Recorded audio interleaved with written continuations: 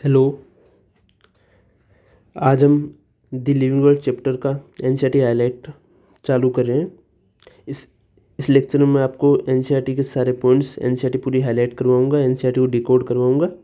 इससे पहले मेरा एक लेक्चर हो रहा है जिसमें मैंने द लिविंग वर्ल्ड चैप्टर की मैंने आपको थ्योरी करवाई है अच्छे तरीके से, फ्लो डायग्राम में, सब में।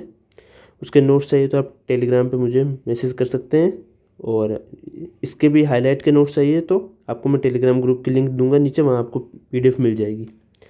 लेक्चर स्टार्ट कर रहे हैं। इससे पहले मैं आपको ये दी लिविंग वर्ल्ड से ये यहाँ से पैराग्राफ चालू हो रहा है। यहाँ से पहले मैं आपको साइंटिस्ट्स का और उनसे पहले ये जो यूनिट का दे रखा है डिस्क्रिप्शन यहाँ पे, ये मैं आपको कराऊंगा क्योंकि इससे भी सवाल आने का चांस है। ओके, स्टार्ट करते हैं। Biology is the science of life forms and living processes. इसका मतलब बायोलॉजी एक साइंस है जो लाइफ फॉर्म्स यानी लिविंग ऑर्गेनिज्म और उनमें होने वाले लिविंग प्रोसेसेस, जैसे जैसे आपका रेस्पिरेशन मान लीजिए, रेस्पिरेशन हो गया, और हो गया आपका डाइजेशन, रिप्रोडक्शन, ईटीसी, है ना, उनकी स्टडी करता है ना। बायोलॉजी एक ऐसी साइंस है जो लाइफ फॉर्म्स यानी लिविंग ऑर्गेनिज्म और उनमें होने वाले लिविंग प्रोसेस जैसे रेस्पिरेशन, डाइजेशन, रिप्रोडक्शन को स्टडी करती है। ठीक है। The living world comprises an amazing diversity of living organisms. जो लिविंग वर्ल्ड है उसमें बहुत ज़्यादा वेराइटी या डाइवर्सिटी के लिविंग ऑर्गेनिज्म होते हैं, जैसे animals, plants, micro organism, etc सभी, है ना। तो इनके अमेजिंग डाइवर्सिटी पाई जाती है, जैसे माइक्रो ऑर्गेनिज्म से लेके आपके प्लांट्स, एनिमल्स, सब, मतलब बहुत अमेजिंग डाइवर्सिटी है। Early man could easily perceive the difference between inanimate matter and living organisms. यानी पुराने समय के लोग यानी अर्ली मैन भी जीवित यानी लिविंग और इनएनिमेट यानी नॉन लिविंग चीज़ों में डिफरेंस कर लेते थे। Early man could easily perceive the difference between inanimate matter and living organism. ठीक है। Early man defined some of the inanimate matter, यानी इनएनिमेट मैटर में कौन सा, वाइंड यानी हवा, सी यानी समुद्र, एंड फायर यानी आग, etc, and some among the animals and plants. इसका मतलब है पुराने लोगों ने कुछ अजीब अजीब चीज़ों को, जैसे हवा हो गया, आपका समुद्र हो गया, आग हो गया, फायर है ना, ईटीसी, और कुछ प्लांट्स एंड एनिमल्स को भी पूजा के लायक या मतलब डिफाइड किया, यानी पूजा उनको, है ना। ठीक है।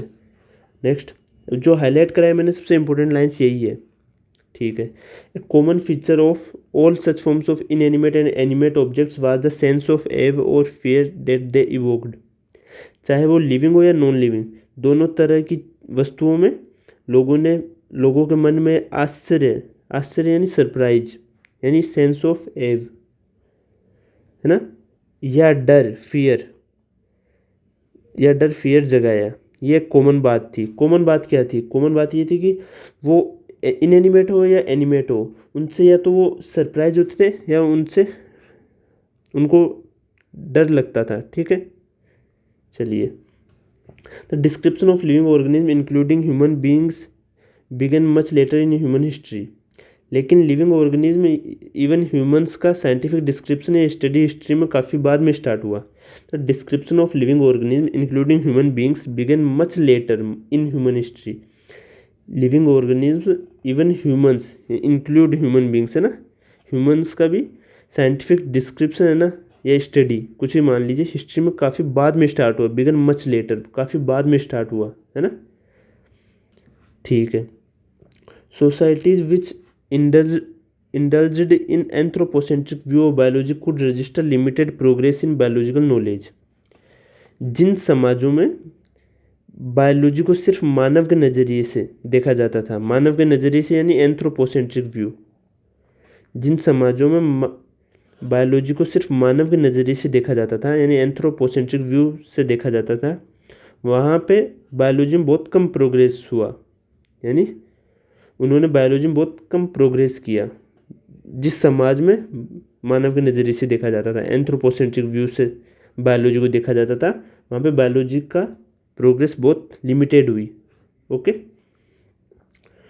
systematic and monumental description of life forms brought in out of necessity, detailed systems of identification, nomenclature and classification। जब ऑर्गेनिज्म का सिस्टमेटिक और डिटेल्ड स्टडी हुआ तो ज़रूरत के तौर पर 3 इंपॉर्टेंट सिस्टम डेवलप हुए। कौन सा? जब ऑर्गेनिज्म का सिस्टमेटिक और डिटेल्ड स्टडी हुआ, सिस्टमेटिक एंड डिटेल्ड स्टडी हुआ तो ज़रूरत के तौर पर 3 इंपॉर्टेंट सिस्टम डेवलप हुए। कौन सा? आइडेंटिफिकेशन पहला, दूसरा नोमेनक्लेचर और तीसरा क्लासिफिकेशन। आइडेंटिफिकेशन यानी पहचान करना, नोमेनक्लेचर यानी नाम देना और क्लासिफिकेशन यानी group banana. The biggest spin of such studies was the recognition of the sharing of similarities among living organism both horizontally and vertically. इसका मतलब इन स्टडीज़ का सबसे बड़ा फ़ायदा ये हुआ कि हमें पता चला ऑर्गेनिज्म में सिमिलरिटीज़ होती है। ठीक है, कौन सी? हॉरिजॉन्टली ये होती है सेम जनरेशन में, है ना, सेम जनरेशन या स्पीसीज में हॉरिजॉन्टली होती है। और वर्टिकली कब होती है? वर्टिकली सिमिलरिटी कब पाई जाती है? जब एंसेस्टर या पास्ट ऑर्गेनिज्म के साथ जब स्टडी करते हैं तो वर्टिकली सिमिलरिटी पाई जाती है। ओके, वापस बता दे रहा हूँ। The biggest spin of such studies was the recognition of the sharing of similarities among living organism both horizontally and vertically. In studies का सबसे बड़ा फ़ायदा ये हुआ कि हमें पता चला ऑर्गेनिज्म में भी सिमिलरिटीज़ होती है। हॉरिजॉन्टली सिमिलरिटी कब होती है? जब सेम जनरेशन या स्पीसीज में स्टडी करते हैं तब। और वर्टिकली कब होती है? जब एंसेस्टर्स या पास्ट ऑर्गेनिज्म के साथ स्टडी करते हैं तब वर्टिकली होती है। Okay, that all present day living organisms are related to each other and also to all organisms that ever lived on this earth was a revelation which humbled man and led to cultural movements for conservation of biodiversity। ये बहुत अच्छी बात है। जब ये पता चला कि सभी प्रेजेंट ऑर्गेनिज्म एक दूसरे से और पास्ट के ऑर्गेनिज्म से कनेक्टेड है ना, डेट ऑल प्रेजेंट है living organism are related to each other, यानी एक दूसरे से कनेक्टेड है। And also to all organism that ever lived on this earth, जो कभी इस पृथ्वी पर या अर्थ पर रहे हैं, लाइव जिंदा रहे हैं, उनसे भी कनेक्टेड है ना। यानी जब ये पता चला कि सभी प्रेजेंट ऑर्गेनिज्म एक दूसरे से और पास्ट के ऑर्गेनिज्म से कनेक्टेड है तो इंसान का जो ईगो है ना वो टूट गया, हम्बल्ड हो गया वो काफ़ी। ओके, तो इस बात ने उन्हें विनम्र बनाया, हम्बल्ड बनाया। ठीक है, and led to cultural movements for conservation of biodiversity. इस रियलाइजेशन ने लोगों को बायोडाइवर्सिटी को कंजर्व करने के लिए मोटिवेट किया और इस पर कल्चरल मूवमेंट्स भी स्टार्ट हुए। ओके, इस लाइन का क्या मतलब है? विच हम्बल्ड मैन, ठीक है, ये तो आ गया। And led to cultural movements for conservation of biodiversity, यानी इस रियलाइजेशन के कारण जब पता चला सब कनेक्टेड है तो फिर इंसान हम्बल हो गया और इस रियलाइजेशन ने लोगों को बायोडाइवर्सिटी को कंजर्व करने के लिए मोटिवेट किया और इस पर कल्चरल मूवमेंट्स भी स्टार्ट हुए। आगे, in the following chapters of this unit you will get description including classification of animals and plants from A taxonomist perspective. आगे के चैप्टर्स में आपको प्लांट्स और एनिमल्स को का क्लासिफिकेशन मिलेगा, वो भी एक टेक्सोनोमिस्ट यानी जो क्लासिफिकेशन करता है, टेक्सोनोमिस्ट यानी क्लासिफिकेशन एक्सपर्ट, उसके नज़रिए से मिलेगा आपको, उसके पर्सपेक्टिव से मिलेगा। ओके, ये सब समझ में आ गया आपको? यहाँ मैंने इसको समझाने के लिए यहाँ कुछ ऊपर इंग्लिश में भी लाइनें लिखी हैं जो आपको अच्छे समझ में आ जाएगी। यही बात जो मैंने बताई वही देख लीजिए। बायोलॉजी एक ऐसी साइंस है जो लाइफ फॉर्म्स और उनके फंक्शन प्रोसेस को स्टडी करती है। ये मैंने एक ही पॉइंट मैंने एनसीईआरटी में लेके आए, मैंने इसको किया है ऐड, क्योंकि ये थोड़ा फर्स्ट पैराग्राफ काफ़ी हार्ड हो जाता है बच्चों के लिए, क्योंकि टीचर्स भी बाकी टीचर्स भी ये एक्सप्लेन नहीं करते हैं, इसलिए मैं लेके आया हूँ। और तो आप मेरा जो नोट्स वाला लेक्चर देखेंगे तो आपको पूरा क्लियर हो जाए, उसमें ऐसी सारी पॉइंट्स इस तरीके से आपको समझाए गए हैं और फ्लो डायग्राम सब में। ओके, बायोलॉजी एक साइंस है जो लाइफ फॉर्म्स और उनके फंक्शंस प्रोसेस को स्टडी करती है। जीवित दुनिया में बहुत ज़्यादा डाइवर्सिटी या विविधता होती है। विविधता मतलब डाइवर्सिटी। पुराने लोग आसानी से जीवित यानी लिविंग और अजीव या नॉन लिविंग चीज़ों में अंतर कर लेते थे। लोगों ने अजीब वस्तुओं जैसे वाइंड, सी, फायर को भी पूजा के रूप में माना था। चाहे चीज़ लिविंग हो या नॉन लिविंग, दोनों से डर या अद्भुत भावना होती थी। लिविंग ऑर्गेनिज्म का साइंटिफिक डिस्क्रिप्शन हिस्ट्री में काफ़ी देर बाद शुरू हुआ, जो समाज सिर्फ इंसान को सेंटर में रखती थी, यानी एंथ्रोपोसेंट्रिक। उन्होंने बायोलॉजी में कम प्रोग्रेस स्टार्ट किया। जब लिविंग ऑर्गेनिज्म को प्रॉपर्ली समझने की ज़रूरत महसूस हुई तब सिस्टमेटिक टेक्सोनोमी आई। Okay, identification, class, nomenclature, classification, 3 pillar थे स्टडी के। ठीक है, टेक्सोनोमिस्ट स्टडीज़ ने दिखाया कि ऑर्गेनिज्म के बीच काफ़ी सिमिलरिटीज़ होती है। ये सिमिलरिटीज़ हॉरिजॉन्टल होती है यानी एक समय के ऑर्गेनिज्म में, और वर्टिकल कब होती है जब पास्ट ऑर्गेनिज्म के साथ कनेक्शन यानी स्टडी करते हैं तब। इस नॉलेज ने इंसान के ईगो को तोड़कर उसे नेचर का रेस्पेक्ट करना सिखाया।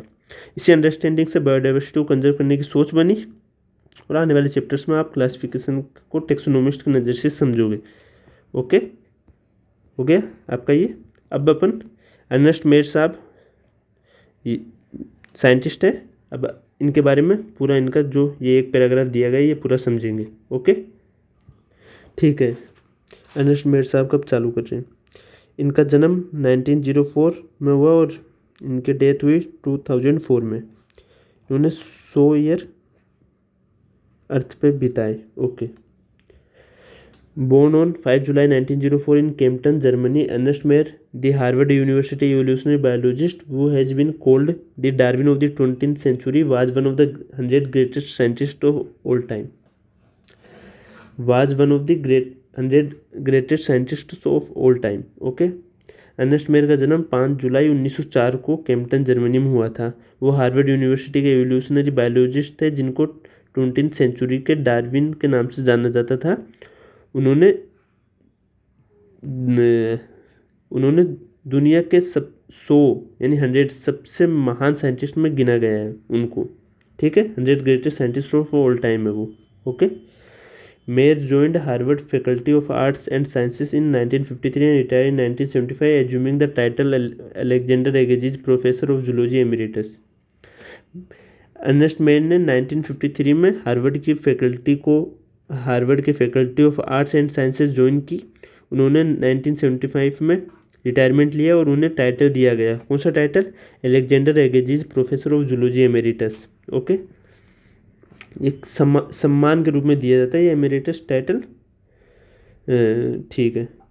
Through out his nearly 18 year career his research spend ornithology, taxonomy, zoogeography, evolution, systematics and the history and philosophy of biology. Okay, उनकी करियर लेंथ लगभग 80 साल की थी। ओके, उन्होंने कई फील्ड्स में काम किया, जैसे ऑर्निथोलॉजी यानी बर्ड्स का स्टडी करना, बर्ड्स के बारे में स्टडी करना, ऑर्निथोलॉजी। टेक्सोनोमी यानी क्लासिफिकेशन, जू जियोग्राफी यानी एनिमल्स का जियोग्राफिकल डिस्ट्रीब्यूशन। ओके, एनिमल्स का जियोग्राफिकल डिस्ट्रीब्यूशन, इवोल्यूशन, सिस्टमेटिक्स और and the history and philosophy of biology यानी बायोलॉजी का इतिहास, हिस्ट्री एंड फिलोसॉफी यानी विचारधारा होता है हिंदी में अर्थ, लेकिन आप history and philosophy of biology ध्यान रखिए। ओके, अभी ये जो मैंने हाईलाइट करा है वो सबसे इम्पोर्टेंट है। ये almost single handedly made the origin of species diversity the central question of evolutionary biology that is today. इसका क्या मतलब हुआ? इसका मतलब हुआ कि अर्नेस्ट मेयर ने लगभग अकेले ही ये एस्टेब्लिश किया कि स्पीसीज डाइवर्सिटी का ओरिजिन ही इवोल्यूशनरी बायोलॉजी का सबसे इम्पोर्टेंट या सेंट्रल क्वेश्चन होना चाहिए कि स्पीसीज डाइवर्सिटी कैसे आई है ना, स्पीसीज डाइवर्सिटी कैसे हुई। ओके, ये एक सेंट्रल क्वेश्चन होना चाहिए और ये सेंट्रल क्वेश्चन है एक तरीके से आज बायोलॉजी का। ये बात सबसे पहले उन्होंने ही हैंडल की, सबसे पहले उन्होंने ही रखी ये बात। ये कॉन्सेप्ट आज भी इवोल्यूशनरी बायोलॉजी का कोर आइडिया है ना, सेंट्रल क्वेश्चन है। स्पीसीज डाइवर्सिटी का ओरिजिन ही इवोल्यूशनरी बायोलॉजी का सबसे इंपॉर्टेंट या सेंट्रल क्वेश्चन होना चाहिए। ये almost single handedly made the origin of species diversity the central question of evolutionary biology that it is today. इन्होंने सबसे पहले वो क्वेश्चन रखा, कौन सा क्वेश्चन, कि स्पीसीज डाइवर्सिटी का ओरिजिन कैसे हुआ, जो आज है ना सेंट्रल क्वेश्चन है इवोल्यूशनरी बायोलॉजी का। ओके, और ये क्वेश्चन सबसे पहले किसने रखा? अर्नेस्ट मेयर साहब ने। He also pioneered the currently accepted definition of a biological species. उन्होंने सबसे पहले आज जो बायोलॉजिकल स्पीसीज की स्टैंडर्ड डेफिनेशन है उसको डेवलप या पायोनियर किया था। आज भी वो डेफिनेशन ग्लोबली एक्सेप्टेड है। He also pioneered, इन्होंने पायोनियर किया था यानी डेवलप किया था। क्या? करेंटली एक्सेप्टेड, जो अभी भी एक्सेप्टेड है। क्या? किसकी डेफिनेशन? बायोलॉजिकल स्पीसीज की डेफिनेशन। यानी उन्होंने सबसे पहले आज जो बायोलॉजिकल स्पीसीज की स्टैंडर्ड डेफिनेशन है उसको डेवलप किया या पायोनियर किया। आज भी ये ग्लोबली एक्सेप्टेड है। ठीक है, Mayr was awarded the 3 prizes widely regarded as a triple crown of biology. कौन से उनको 3 प्राइज मिले जिन्हें ट्रिपल क्राउन ऑफ बायोलॉजी बोला जाता है। एक तो बाल्जन प्राइज था 1983 में, the international prize for biology 1994 में, and the Crafoord prize in 1999 में। Okay. Mayr died at the age of 100 in the year 2004। Okay, clear हो गया। आपको इसके नोट्स चाहिए ना जिससे आपको अच्छे से याद हो, तो मैं आपको इसके नोट्स दिखाता हूँ। इसके लिए आपको मेरा वो दूसरा लेक्चर देखना पड़ेगा जिससे आपको सब कुछ समझ में आ जाएगा। ये है उनके मेयर साहब के नोट्स। तो मैंने आपको सब अच्छे से क्लियर करके समझाया। मैंने आपको सारे इम्पोर्टेंट पॉइंट्स इस तरीके से मैंने आपको लिख के दिए हैं जिससे आपको याद हो जाएगा अच्छे से। बाकी सारे पॉइंट्स यहाँ लिखे हुए हैं और भी आपको इसमें बहुत सारे इंपॉर्टेंट पॉइंट्स मिलेंगे। आप जाके ये लेक्चर देखिए, इसमें आपको इस तरीके से मैंने समझाया भी है और भी नीचे बहुत सारे फ्लो डायग्राम सब कुछ है। देखिए, पहले आपको ये लेक्चर देखना पड़ेगा। दूसरा वाला लेक्चर ये एनसीईआरटी हाईलाइट का है, उसमें एनसीईआरटी थ्योरी है। ओके, पर थ्योरी वाला लेक्चर ज़रूर देखिए तभी आप एनसीईआरटी हाईलाइट पे आइए, ऐसे आने का कोई मतलब नहीं है। चलिए, ओके, मैं आप ये पूरा हो गया। अब चैप्टर का शुरुआत का पोर्शन स्टार्ट करते हैं, the living world chapter. Okay, चलिए। Okay, how wonderful is the living world. How wonderful is the living world. The wide range of living types is amazing. जीवित दुनिया कितनी शानदार और अद्भुत है। जो लिविंग ऑर्गेनिज्म है उनका रेंज और वैरायटी देखकर हम हैरान हो जाते हैं, यानी अमेजिंग है उनके रेंज और वैरायटी, है ना। Wide range of living types is amazing. How wonderful is the living world, यानी लिविंग वर्ल्ड कितना शानदार है। मतलब बहुत अच्छा है ना, वंडरफुल है, शानदार है। The extraordinary habitats in which we find living organism be it cold mountains, deciduous forest, ocean, fresh water lakes, deserts और hot springs leave us speechless. इसका क्या मतलब है? इसका मतलब लिविंग ऑर्गेनिज्म अलग अलग और अजीब अजीब जगह मिलते रहते हैं। जैसे कोल्ड माउंटेन्स में मिल जाते हैं आपको, डेसिडुअस फॉरेस्ट में पतझड़ के जंगल है उनमें, ओशियंस में, फ्रेश वाटर लेक्स में, डिजर्ट्स में और हॉट स्प्रिंग्स में भी मिल जाते हैं। ये सब आप एक्स्ट्रा पढ़ेंगे जब आप बायोलॉजी का क्लासिफिकेशन नेक्स्ट चैप्टर पढ़ेंगे, उसमें आर्की बैक्टीरिया पढ़ेंगे तब आपको पता चलेगा। तो लीवर्स स्पीचलेस, जिससे अपन स्पीचलेस हो जाते हैं, कुछ सोच नहीं पाते यार ऐसे कैसे हो सकता है। Okay. The beauty of A galloping horse, of the migrating birds, the valley of flowers और द अटैकिंग शार्क इवोक्स एव and a deep sense of wonder. Okay, जब हम देखते हैं एक दौड़ता हुआ घोड़ा, यानी galloping horse, beauty of A galloping horse यानी दौड़ता हुआ घोड़ा, माइग्रेटिंग बर्ड्स जो सीजन के हिसाब से जगह बदलते हैं उन्हें माइग्रेटिंग बर्ड्स बोलते हैं। जो सीजन जैसे समर में, विंटर में अलग अलग जगह रहते हैं ना, उनको माइग्रेटिंग बर्ड्स बोलते हैं। द वैली ऑफ फ्लावर्स यानी फूलों की घाटी, फूलों की घाटी है ना, या अटैकिंग शार्क। तो ये सब हमें एव एव मतलब, एव का क्या मतलब है? अद्भुत भावना, अद्भुत, कुछ अलग लगना, है ना। And a deep sense of wonder यानी काफ़ी गहरी हैरानी से भर देते हैं अपने को यार, मतलब अपने दिमाग में कुछ सोच विचार आते हैं बहुत सारे इनको देख के। ओके, सब ऐसे मतलब ज्ञान की बातें हो रही हैं, यहाँ से कुछ सवाल नहीं उठेगा। सवाल उठेगा तो एक यहाँ से उठ सकता है, यहाँ से थोड़ा टफ बात आई, थोड़ी सी आपको हार्ड लगेगी ये लाइन, लेकिन ये आप इकोलॉजी से थोड़ी बहुत रिलेटेड है, आप अभी समझ लो, मैं आपको बता रहा हूँ। The ecological conflict and cooperation among members of a population and among population of a community. ठीक है, यहाँ तक ध्यान रखो आप। इसका क्या मतलब हुआ? इसका मतलब कैसे एक पॉपुलेशन के मेंबर्स, इंडिविजुअल्स आपस में कॉन्फ्लिक्ट यानी टकराव यानी कॉम्पिटिशन करते हैं, एंड कोऑपरेशन मतलब कोऑपरेट करना, मतलब सहयोग दिखाते हैं। ओके, कैसे अलग अलग पॉपुलेशन एक कम्युनिटी में इंटरेक्ट करती है, इसका मतलब ये भी है। एक तो members of a population, individuals population के वो करते हैं, और कैसे पॉपुलेशन ऑफ ए कम्युनिटी, और कम्युनिटी के अंदर भी पॉपुलेशन कैसे सहयोग करती है, दोनों है। Members of a population among population of a community, एक कम्युनिटी में क्या आता है? पॉपुलेशन आती है, पॉपुलेशन में मेंबर्स आते हैं। तो पॉपुलेशन और मेंबर्स के बीच में भी कॉन्फ्लिक्ट और कोऑपरेशन पाया जाता है, और कम्युनिटी और पॉपुलेशन के बीच में भी कॉन्फ्लिक्ट एंड कोऑपरेशन पाया जाता है। Okay, the ecological conflict and cooperation among members of a population and among population of a community. Okay, और even the molecular traffic inside a cell make us deeply reflect on what indeed is life. या फिर कैसे एक cell के अंदर molecules एक traffic की तरह काम करते हैं, और even the molecular traffic inside a cell, है ना। यानी या फिर कैसे एक सेल के अंदर मॉलिक्यूल्स एक ट्रैफिक की तरह काम करते हैं। तो ये सब हमें सोचने पर मजबूर कर देता है कि आखिर व्हाट इंडीड इज लाइफ, यानी आखिर जीवन क्या है। समझ में आया? अब वापस बोलता हूँ एक बार आपको। The ecological conflict and cooperation among members of a population and among population of a community और even the molecular traffic inside a cell make us deeply reflect on what indeed is life. अब इसका हिंदी अर्थ एक बार आप अच्छे से समझ लो। कैसे एक पॉपुलेशन के मेंबर्स या इंडिविजुअल्स आपस में कॉन्फ्लिक्ट या टकराव एंड कोऑपरेशन यानी सहयोग दिखाते हैं। कैसे अलग अलग पॉपुलेशन एक कम्युनिटी में इंटरेक्ट करती है, या फिर कैसे एक सेल के अंदर मॉलिक्यूल्स एक ट्रैफिक की तरह काम करते हैं। तो ये सब हमें सोचने पर मजबूर करता है, आखिर जीवन क्या है, what is life. This question has two implicit questions within it. ये एक सवाल नहीं, दो छुपे हुए सवाल इसमें शामिल है ना। This question has two implicit questions within it. The first is a technical one and seeks answer to what living is as oppose to the non living, and second is a philosophical one and seeks answer to what the purpose of life is. पहला सवाल technical है ना, scientific है कि living चीज़ों और non living में क्या फ़र्क है ना। ये बायोलॉजी का कोर क्वेश्चन भी है कि what is oppose as to the non living और लिविंग में क्या अपोज है, दोनों में क्या अलग अलग है, क्या फ़र्क है। और दूसरा है फिलोसॉफिकल, यानी दार्शनिक बोलते हैं इसको।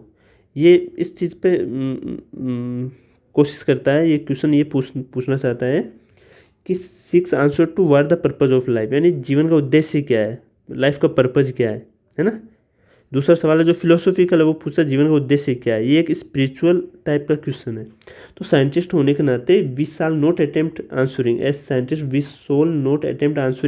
The second question, we will try to reflect on what is living. हम साइंटिफिक रूप में दूसरे फिलोसॉफिकल सवाल का उत्तर नहीं देंगे, है ना, उसका आंसर नहीं देंगे, क्योंकि वो बायोलॉजी के स्कोप से बाहर है। लिविंग क्या है, यानी इस चैप्टर हम सिर्फ इस पर फोकस करेंगे, लिविंग क्या है, यानी हम डिफाइन करेंगे कौन सी चीज़ जीवित होती है और क्यों, है ना। As scientist we shall not attempt answering the second question, इन फिलोसॉफिकल को जवाब नहीं देंगे, ओनली टेक्निकल का जवाब देंगे। Okay, we will try to reflect on what is living. Okay, इसमें कुछ वैसे इंपॉर्टेंट नहीं था, लेकिन थोड़ा बहुत ये समझ में आना चाहिए था आपको। ये आगे अब अपना नेक्स्ट पैराग्राफ चालू करते हैं। ओके, अब चालू करें 1.1 diversity in the living world. Okay, if you look around you will see a large variety of living organism, be it potted plants, insects, birds, your pets और other animals and plants. There are also several organisms that you cannot see with your naked eye, but they are all around you. अगर आप अपने आसपास देखें तो आपको बहुत तरह के लिविंग ऑर्गेनिज्म दिखाई देंगे, जैसे गमलों में लगे पौधे, potted plants, insects, birds, your pets और other animals and plants. Okay, there are also several organism that you cannot see with your naked eye, but they are all around you. इसका मतलब ऐसे भी कई ऑर्गेनिज्म होते हैं जो आपको अपने आंखों से डायरेक्टली नहीं दिखते, जैसे माइक्रो ऑर्गेनिज्म, है ना, लेकिन वो आपके चारों तरफ होते हैं। ओके, समझ में आ गया। अब ये इंपॉर्टेंट है, इफ़ यू वर टू, जो हाईलाइट कर रखे हैं वो सारे इंपॉर्टेंट है। If you were to increase the area that you make observations in the range and variety of organism that you see would increase.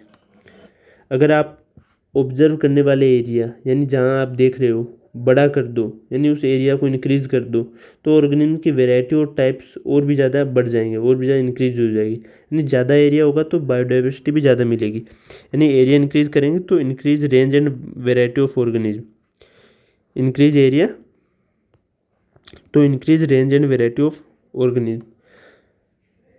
आप एरिया बढ़ाएंगे तो आपको अलग अलग टाइप के ज़्यादा रेंज के वैरायटी में आपको ऑर्गेनिज्म दिखेंगे। Okay, obviously if you were to visit a dense forest you would probably see a much greater number and kind of living organism in it.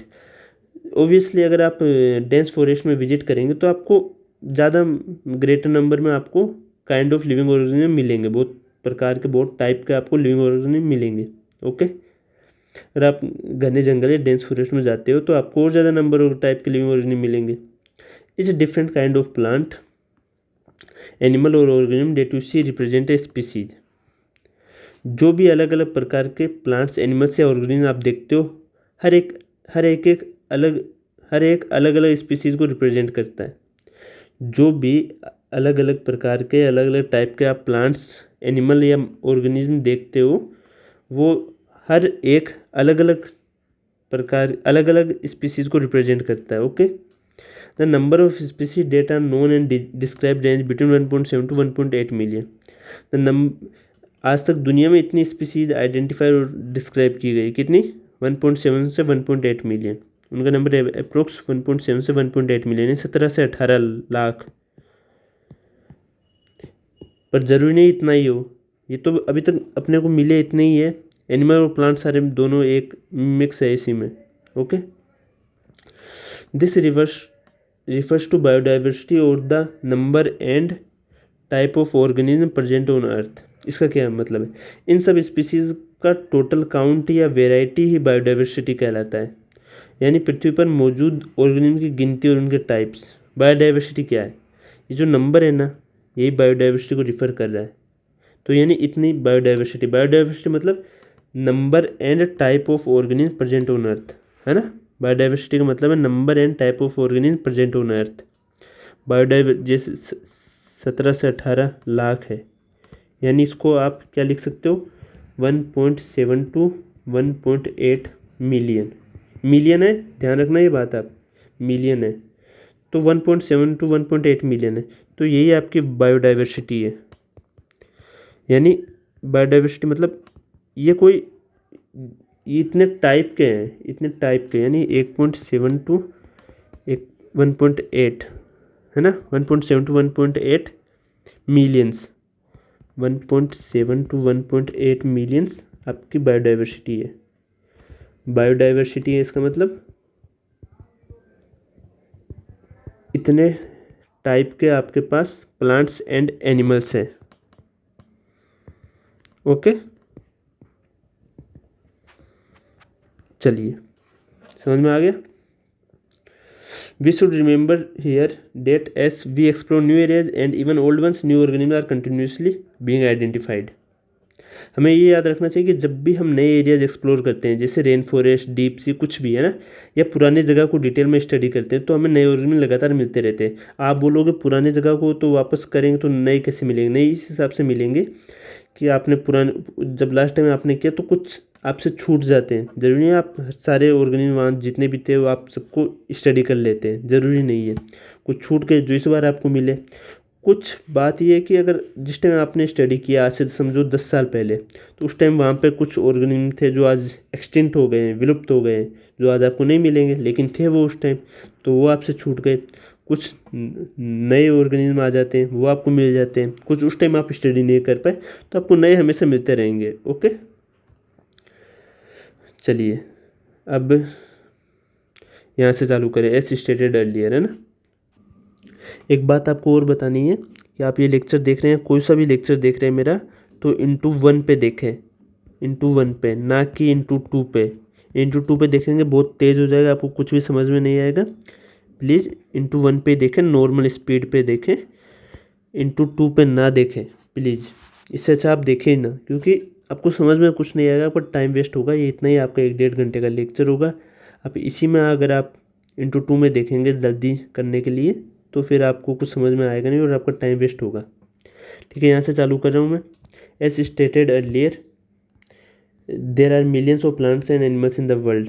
We know the plants and animals in our own area by their local names. These local names would vary from place to place even within a country. Probably you would recognize the confusion that would be created if we did not find ways and means to talk to each other to refer to organism we are talking about. Okay? जैसे पहले भी बताया गया था, यानी as stated earlier, दुनिया में millions of plants and animals हैं। ओके, लाखों में। We know the plants and animals in our own area by their local names, यानी हम अपने आसपास के ऑर्गेनिज्म को उनके लोकल नेम से जानते हैं, जैसे नीम हुआ, तुलसी, अमरूद, ईटीसी, कोई भी फल फ्रूट लोकल नेम्स से जानते हैं, लेकिन ये लोकल नेम्स हर जगह अलग हो सकते हैं। हाँ, these local names would vary from place to place. हाँ, यहाँ पे इंडिया में नीम बोलते हैं, विदेश में जाओगे तो वहाँ इंग्लिश में नाम लेंगे। हर जगह का अपना वेरी है ना, अलग अलग नाम है।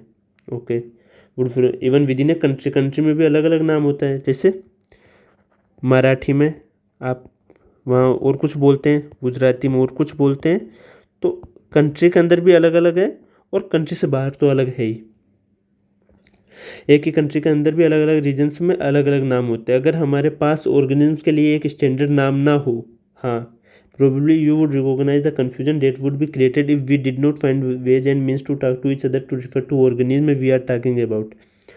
अगर हमारे पास ऑर्गेनिज्म के लिए एक स्टैंडर्ड नाम ना हो तो बात करते वक्त कन्फ्यूज़न क्रिएट हो सकती है, क्योंकि मैं नीम बोलूँगा, आप समझ नहीं पाओगे, क्योंकि आप समझो इंडिया से बाहर के हो, तो एक कन्फ्यूज़न हो जाएगा कि मैं किस बारे में बात करूँ और आप किस बारे में समझ रहे हो। तो कन्फ्यूज़न क्रिएट हो जाता है, क्योंकि समझ ही नहीं आता कि हम किस ऑर्गेनिज्म की बात कर रहे हैं। ओके, तो इसलिए अपने को कुछ क्रिएट करना पड़ेगा जिससे कन्फ्यूज़न ना होगा ना। ओके, चलिए आगे चलते हैं, एक second. Hence, there is a need to standardize the naming of living organisms such that a particular organism is known by the same name all over the world. This process is called nomenclature। इसलिए ज़रूरत है कि living organism के नाम को standard एक समान किया जाए, ताकि एक ही ऑर्गेनिज्म पूरी दुनिया में एक ही नाम से जाना जा सके। इस पूरे प्रोसेस को कहते हैं नोमेनक्लेचर यानी naming system. Okay, obviously nomenclature और naming is only possible when the organism is described correctly and we know to what organism the name is attached to. This is identification. लेकिन किसी organism का नाम तभी दिया जा सकता है जब उसका सही डिस्क्रिप्शन किया गया हो, हमें पता हो कि ये नाम किस ऑर्गेनिज्म के लिए है, तभी हम उसका अच्छे से नाम दे सकते हैं ना। उसका एक तो सही डिस्क्रिप्शन हो, किया गया हो, और हमें पता हो ये नाम किस ऑर्गेनिज्म के लिए है। ये प्रोसेस आइडेंटिफिकेशन कहलाता है। आइडेंटिफिकेशन क्या है? ऑर्गेनिज्म की करेक्ट पहचान करना, आइडेंटिफाई करना, है ना। नोमेनक्लेचर उस पहचाने गए ऑर्गेनिज्म का नामकरण करना, नाम देना। पहले आइडेंटिफिकेशन करना पड़ता है, फिर नोमेनक्लेचर करते हैं। यहाँ नोमेनक्लेचर पहले लिखा हुआ है, आइडेंटिफिकेशन बाद में लिखा हुआ है, लेकिन पहले आइडेंटिफिकेशन करते हैं फिर नोमेनक्लेचर करेंगे। Okay, In order to facilitate the study, number of scientists have established procedure to assign a scientific name to each known organism. This is acceptable to biologists all over the world. Study को easy बनाने के लिए scientist ने proper rules बनाए, जिनके basis पर हर organism को एक साइंटिफिक नेम दिया जाता है। ओके, साइंटिफिक नेम दिया जाता है। In order to facilitate the study, यानी स्टडी को ईजी करने के लिए ना, ईजी बनाने के लिए साइंटिस्ट ने प्रॉपर रूल्स बनाए, प्रोसीजर बनाए, है ना, प्रॉपर रूल्स, जिससे हर ऑर्गेनिज्म को, नॉन ऑर्गेनिज्म को साइंटिफिक नेम दिया जाता है। This is acceptable to biologist all over the world. ये नेमिंग सिस्टम दुनिया के सभी बायोलॉजिस्ट द्वारा एक्सेप्ट किया गया है, यानी ग्लोबली वैलिड है ये नाम, naming system. For plants, scientific names are based on agreed principles and criteria which are provided in international code for botanical nomenclature यानी ICBN। प्लांट्स के साइंटिफिक नेम्स बनाने के लिए जो रूल्स होते हैं वो दिए जाते हैं ICBN में। ICBN क्या है? International code for botanical nomenclature. ठीक है, वो देते हैं ये रूल प्लांट्स के लिए। और एनिमल्स के लिए, you may ask how to animals named. Animal taxonomist have evolved international code of zoological nomenclature ICZN। आप सोच रहे हो एनिमल्स का नेमिंग कैसे होता है, तो एनिमल्स के लिए अलग रूल बुक है ICZN, international code of zoological nomenclature. एक ध्यान रखना, इंटरनेशनल कोड ऑफ है आ रहा है, ऑफ, और बोटेनिकल में 4 आ रहा है, international code for botanical nomenclature और international code of zoological nomenclature. Okay, ये इंपॉर्टेंट लाइन है। This scientific name ensure that each organism has only one name. Scientific name का ये मेन बेनिफिट है कि हर ऑर्गेनिज्म का सिर्फ एक ही नाम होता है पूरी दुनिया में, वही यूज होता है। जैसे मैंगो का क्या है? मैंगो का है मैंजीफेरा इंडिका, मैंजीफेरा इंडिका। अब ये एक ही नाम होगा मैंगो का, और इसके अलावा इसका और कोई भी नाम नहीं होगा। और दूसरा रूल ये है कि ये नाम ओनली मैंगो का ही होना चाहिए, और किसी भी ऑर्गेनिज्म का ये नाम नहीं होना चाहिए, और हो तो एक ही नाम होना चाहिए, और ये नाम रिपीट भी नहीं होना चाहिए, और बस एक ही नाम, और वो भी रिपीट नहीं होना चाहिए। ठीक है, वापस बता दे रहा हूँ, साइंटिफिक नेम इंश्योर डेट इस organism has only one name, यानी साइंटिफिक नेम का ये मेन बेनिफिट है कि हर ऑर्गेनिज्म का सिर्फ एक ही नाम होता है, पूरी दुनिया में वही यूज होता है। Description of any organism should enable the people in any part of the world to arrive at the same name. अगर किसी ऑर्गेनिज्म का प्रॉपर डिस्क्रिप्शन दिया गया है तो दुनिया के किसी भी रीजन के साइंटिस्ट उससे सेम साइंटिफिक नेम तक पहुंच सकता है। ओके, उससे सेम साइंटिफिक नेम तक पहुंच सकते हैं, यानी नाम यूनिवर्सल होते हैं, किसी एक कंट्री या लैंग्वेज के लिए नहीं, पूरी वर्ल्ड में एक ही नाम चलता है ना। They also ensure that such a name has not been use for any other known organism, जो मैंने अभी आपको बात बताई कि मेंजिफेरा इंडिका है ना नाम, मैंगो का नाम है। ओके, ये रूल आपको थोड़ा हार्ड है, तभी मैं आपको दूसरी बार समझा रहा हूँ। ये नाम है मेंजिफेरा इंडिका, ये पहली बात तो ये रिपीट नहीं होना चाहिए, ठीक है, एक बात तो ये रिपीट नहीं होना चाहिए। दूसरा, ये मैंगो का सिर्फ एक नेम होना चाहिए, दो नेम नहीं होना चाहिए कि कल को इसका दूसरा भी कोई नाम बना देना, दूसरा नाम नहीं बनाना, ओनली एक ही नाम होना चाहिए और वो और किसी का भी नहीं होना चाहिए, रिपीट भी नहीं होना चाहिए। ओके, साइंटिफिक नेमिंग सिस्टम ये भी कंफर्म करता है कि जो नाम दिया गया वो किसी और ऑर्गेनिज्म के लिए पहले से यूज ना हो। ओके, इसका मतलब ये है, साइंटिफिक नेमिंग सिस्टम ये भी कंफर्म करता है जो नाम दिया गया वो किसी और ऑर्गेनिज्म के लिए पहले से यूज ना हो, यानी हर नेम यूनिक होता है, रिपीट नहीं होता। ओके, समझ में आ गया। चलिए अब आपको यहाँ से ये चालू करते हैं। 1x में देख रहे हो ना आप, ये बात आप ध्यान रखना, 2x में यानी इंटू 2 में आपको नहीं देखना है, तभी आपको समझ में आएगा। ओके, ठीक है। ओके, यहाँ से मैं चालू कर रहा हूँ। Biologists follow universally accepted principles to provide scientific names to known organism. Biologist scientific names देने के लिए कुछ यूनिवर्सली एक्सेप्टेड रूल्स और प्रिंसिपल्स फॉलो करते हैं ताकि दुनिया भर में सभी ऑर्गेनिज्म को एक नाम से सभी ऑर्गेनिज्म नाम एक जैसे हो, है ना। कुछ रूल है, biologist follow universally accepted principles to provide scientific names to known organism. Each name has two components, the generic name and the specific epithet. This system of providing a name with two components is called the binomial nomenclature. This naming system given by Carolus Linnaeus is being practiced by biologists all over the world. इसका क्या मतलब हुआ? हर scientific name दो part से मिलकर बना होता है, एक तो जेनेरिक नेम यानी जीनस का नाम, और स्पेसिफिक एपिथेट यानी स्पीसीज का नाम। जैसे मेंजिफेरा इंडिका, तो मेंजिफेरा जीनस हुआ, स्पीसीज आपका इंडिका आपका स्पीसीज हुआ। जब किसी ऑर्गेनिज्म का नाम दो पार्ट या जीनस प्लस स्पीसीज, दो पार्ट है ना, name two component, genus plus species में दिया जाता है तो इसे बायनोमियल नोमेनक्लेचर कहते हैं। बायनोमियल यानी two name system. Okay, this naming system given by Carolus Linnaeus. ये बायनोमियल सिस्टम को कैरोलस लीनियस ने डेवलप किया था और आज ये दुनिया भर के बायोलॉजिस्ट द्वारा यूज किया जाता है and being practised by biologists all over the world. सभी पूरे वर्ल्ड के जितने भी बायोलॉजिस्ट है वो कैरोलस लीनियस साहब की बायनोमियल नोमेनक्लेचर सिस्टम से साइंटिफिक नेम देते हैं। Okay, this naming system using a two word format was found convenient. Two word का format genus plus species simple, logical और कन्वीनियंट पाया गया, यानी कन्वीनियंट यानी सुविधाजनक पाया गया। Okay, let us take the example of mango to understand the way of providing scientific names better. चलिए एक एग्जांपल से समझते हैं, जैसे आम या मैंगो का नाम है ना, वहाँ से समझते हैं कि let us take the example of mango to understand the way of providing scientific names better, कि साइंटिफिक नेम कैसे दिया गया। The scientific name of mango is written as Mangifera indica, जिसमें मेंजिफेरा आपका जीनस है और इंडिका आपका species है। Okay, let us see how it is a binomial name. In this name Mangifera represents the genus while indica is a particular species और specific epithet. इसमें Mangifera तो आपका जीनस है और इंडिका आपका स्पीसीज बोल दीजिए, स्पेसिफिक एपिथेट बोल दीजिए, है ना।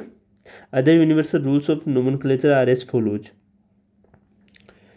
अदर रूल्स आपके क्या हैं?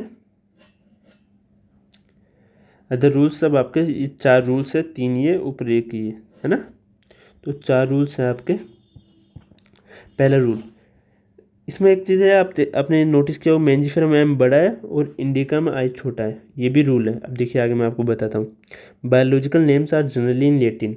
Biological name generally Latin word में होते हैं। लेटिन वर्ड एक डेड लैंग्वेज है, इसमें कभी भी अब नाम चेंज नहीं हो सकता क्योंकि ये लैंग्वेज डेड हो गई, अब यूज़ नहीं की जाती। Okay. And written in italics, italics में लिखा जाता है। दे आर लेटिनाइज्ड और derived from Latin irrespective of their origin. चाहे उनका ओरिजिन कहाँ से भी हुआ हो, चाहे वो इंडिया में हो या कहीं से भी हुआ उनका ओरिजिन, लेकिन उनका वर्ड उनका नाम लेटिनाइज्ड या लेटिन लैंग्वेज से लिखा जाएगा, ना कि उनका कहीं से भी ओरिजिन। ओरिजिन चलो उनका मान लिया आपने फ्रांस से हुआ है, तो वहाँ से उस लैंग्वेज से उनका नाम नहीं लिखा जाएगा, उनका नाम लेटिन लैंग्वेज से डिराइव किया जाएगा। ओके। चाहे उनका ओरिजिन कुछ भी हो, उनको लेटिन स्टाइल में लिखा जाता है, और जब प्रिंट किया जाता है तो इटालिक्स में लिखते हैं ना, रिटन इन इटालिक्स। ठीक है। The first word in a biological name represent the genus while the second component denotes the specific epithet. Okay, ये तो पता ही है। जैसे होमोसेपियंस है, होमोसेपियंस, तो होमोसेपियंस में होमो तो जीनस को रिप्रेजेंट करेगा और स्पीसीज सेपियंस आपकी स्पीसीज को रिप्रेजेंट करेगा। Okay. Both the words in a biological name when hand written are separately underline और printed in italics to indicate their Latin origin. जब हैंड रिटन, जब आप हाथ से लिखते हैं होमो सेपियंस, तो आप इनको सेपरेट अंडरलाइन करेंगे, और जब आप प्रिंट करेंगे तो इनको थोड़ा तिरछा लिखेंगे। ओके, तिरछा लिखेंगे, जो इनको इनका लेटिन ओरिजिन को इंडिकेट करता है ना, लेटिन ओरिजिन इंडिकेट करता है। ओके, चलिए एक सेकेंड। ओके, अब अपना fourth rule. The first word denoting the genus starts with the capital letter while the specific epithet starts with a small letter. It can be illustrated with the example of Mangifera indica. First word genus का start हो रहा है वो capital letter से होगा। Okay, capital letter है ये, और जो स्पेसिफिक एपिथेट का फर्स्ट वर्ड स्टार्ट हो रहा है वो स्मॉल लेटर से होगा, जैसे आई ये स्मॉल है। ओके। अब next rule, name of the author appears after the specific epithet. ये रूल तो नहीं है लेकिन ये एक्स्ट्रा बात है। Name of the author appears after the specific epithet I at the end of biological name and is written in an abbreviated form. Example Mangifera indica Linn. Okay, तो ये बोला कि ऑथर का नेम है ना, author का name वो last में आएगा, लास्ट में आएगा, यानी after the specific epithet. Specific epithet indica उसके बाद में आएगा, at the end of the biological name and is written in abbreviated form. Abbreviated form यानी पूरा नहीं लिखा जाएगा, नाम शॉर्ट में लिखा जाएगा। ओके, जैसे मेंजिफेरा इंडिका लिन। अब ये लिन क्या बताता है, ये बताता है कि it indicates that this species was first describe by Linnaeus, यानी लीनियस के द्वारा डिस्क्राइब की गई। ओके, चलिए अब नेक्स्ट यहाँ से चालू कर रहे हैं। Okay, since it is nearly impossible to study all the living organisms, it is necessary to devise some means to make this possible. This process is classification.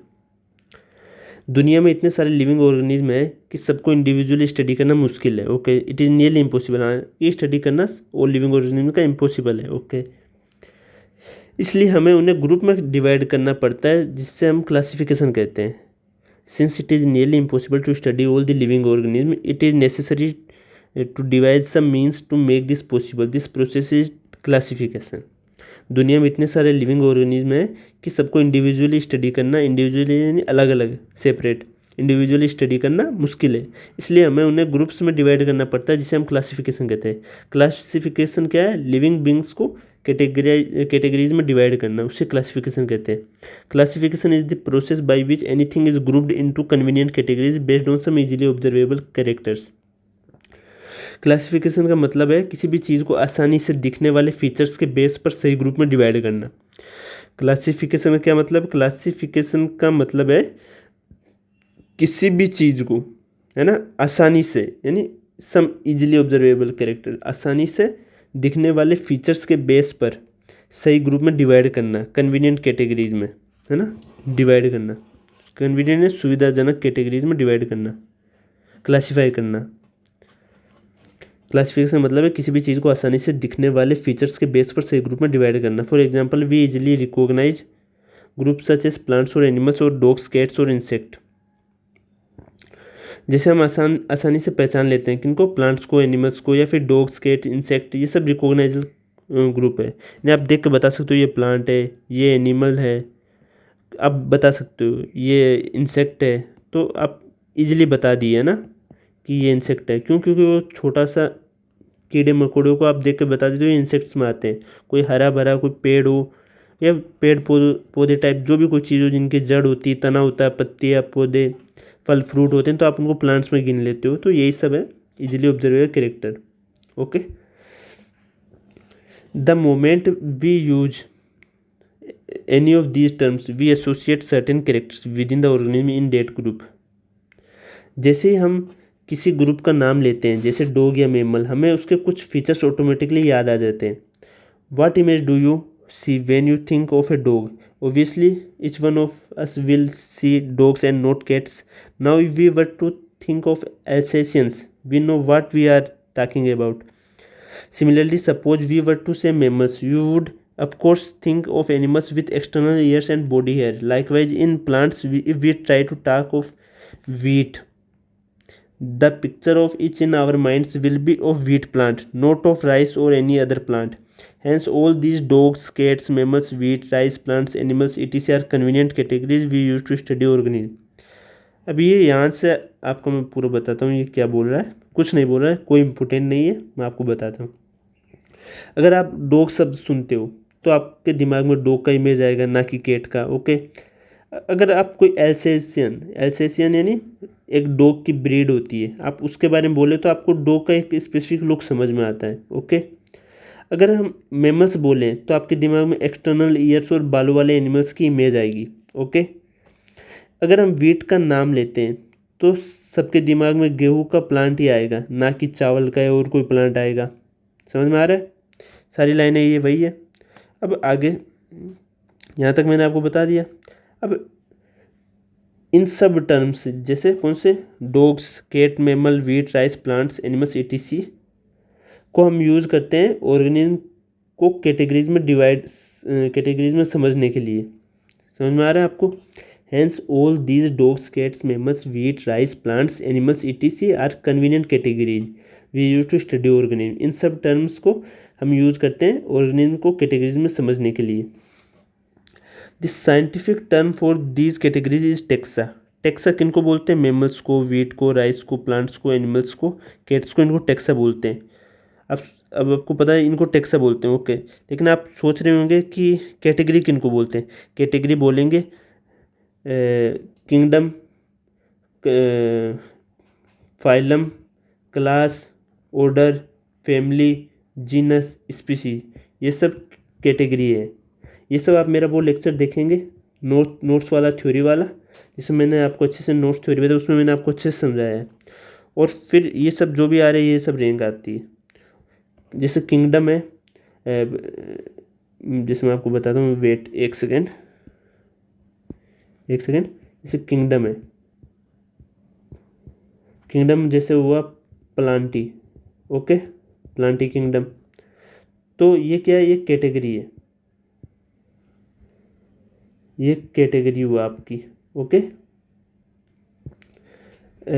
ये कैटेगरी है, किंगडम कैटेगरी आपकी है ना, kingdom category, sorry kingdom category है। और आपकी Plantae आप जो भी सुनते हैं, या पोलिमोनियल्स ऑर्डर है, ये ऑर्डर है पोलिमोनियल्स, तो ये क्या है? ये रैंक है आपकी। ओके, ये सब मैंने आपको अच्छे से नोट्स में उसमें समझाया। अगर आप वो लेक्चर देखें तो आपको अच्छे से समझ में आ जाए। इसमें बस अपन एनसीईआरटी डिकोड कर रहे हैं। ओके, चलिए आगे। The scientific term for these categories is taxa. ठीक है, इन कैटेगरीज को साइंटिफिक रूप में हम टेक्सा बोलते हैं और सिंगुलर में टेक्सोन बोलते हैं। ठीक है, टेक्सा क्या? Classification category. Here you must recognise that taxa can indicate categories at very different levels. Taxa सिर्फ एक लेवल का नहीं होता, ये अलग अलग लेवल्स पे भी हो सकता है। जैसे किंगडम, जीनस, स्पीसीज, अलग अलग लेवल पर टेक्सा होता है। ये भी मैं आपको उस जो आप मेरा वो लेक्चर देखें उसमें इस सारे टाइप के मैंने जो कन्फ्यूज़न है वो क्लियर करवा रखे हैं। चलिए मैं आपको थोड़ा सा बताता हूँ। वेट, देखिए मैं आपको बताता हूँ, एक सेकेंड। देखिए नोट्स में मैंने ये सब करवा के रखे हैं। जो आपका कन्फ्यूज़न था वो ये कन्फ्यूज़न था,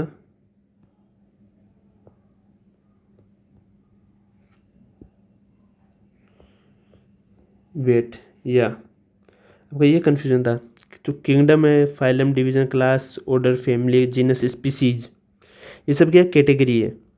और जो टेक्सोन, ये टेक्सोन को आप रैंक भी बोल सकते हैं, टेक्सोन या रैंक, है ना।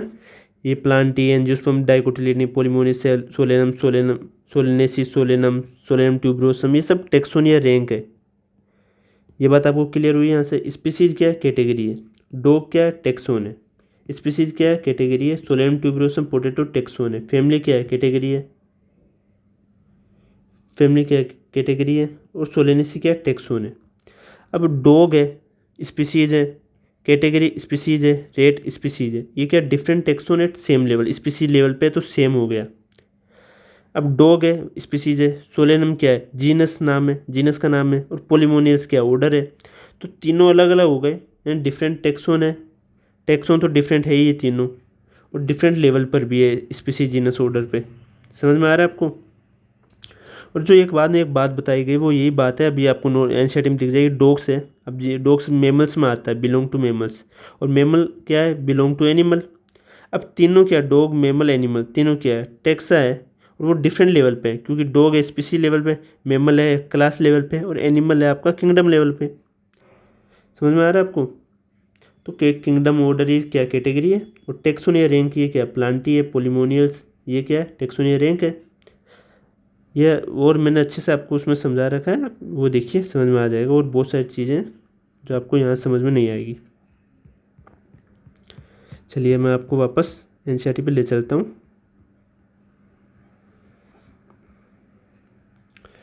This scientific term for these categories is taxa. Here you must recognize that taxa can indicate categories at very different levels. Plant also form a taxa. Wheat is also taxa. Similarly, animals, mammals, dogs are all taxa. But you know that dog is a mammal and mammal are animals. Therefore, animal, mammals and dog represent taxa at different level. Okay? समझ में आया ये आपको। Taxa सिर्फ एक level का नहीं होता, ये अलग अलग लेवल्स पे हो सकता है, जैसे kingdom, genus, species. Animals, mammals, dog सभी अलग अलग लेवल के टेक्सा है, लेकिन आप जानते हो कि डॉग एक मेमल और मेमल एक एनिमल है, यानी टेक्सा नेस्टेड होते हैं, मतलब टेक्सा डिफरेंट लेवल पर होते हैं ना। तो ये समझना ज़रूरी है कि ये सब अलग अलग लेवल पर टेक्सा और सभी क्लासिफिकेशन का पार्ट है। ठीक है, अब यहाँ से चलते हैं। हैंस बेस्ड ऑन कैरेक्टरिस्टिक्स और living organism can be classified into different taxa. This process of classification is taxonomy. Living organism को उनके फीचर्स या कैरेक्टरिस्टिक्स के बेसिस पर अलग अलग टेक्सा में क्लासीफाई किया जाता है। इस प्रोसेस को कहते हैं टेक्सोनोमी।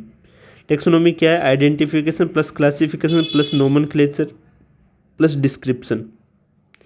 ये भी मैंने बता रखा है। बेसिस ऑफ टेक्सोनोमी क्या, कैरेक्टराइजेशन, आइडेंटिफिकेशन, क्लासिफिकेशन, नोमेनक्लेचर। समझ में आ रहा है। Hence, based on characteristics, all living organisms can be classified into different taxa. This process of classification is taxonomy. Living organism को उनके फीचर्स या कैरेक्टरिस्टिक्स के बेसिस पर अलग अलग टेक्सा में क्लासीफाई किया जाता है। इस प्रोसेस को टेक्सोनोमी कहते हैं। ठीक है, अगला ये इंपॉर्टेंट है, ये बहुत ज़्यादा इंपॉर्टेंट है, आपका ध्यान रखना है। ये मैंने यहाँ आपको बता के भी रखा है पूरा। External and internal structure along with the structure of cell, development process and ecological information of organism are essential and form the basis of modern taxonomic studies. Modern taxonomic studies का बेसिस क्या है, external and internal structure, structure of cell, development process और ecological information of organism. आज के modern taxonomy में organism के external structure, internal structure, cell structure, development process और ecological information of organism, ये सब काफ़ी इंपॉर्टेंट रोल प्ले करते हैं ना। ये पांचों है ना, बेसिस है मॉडर्न टेक्सोनोमिक स्टडीज़ के। Hence characterisation, identification, classification, nomenclature are the process that are basic to taxonomy. Taxonomy में 4 बेसिक स्टेप होते हैं। बेसिक ऑफ टेक्सोनोमी यानी टेक्सोनोमी बेस नहीं, ये स्टेप है, 4 स्टेप। कौन सा कैरेक्टराइजेशन, आइडेंटिफिकेशन, क्लासिफिकेशन, नोमेनक्लेचर।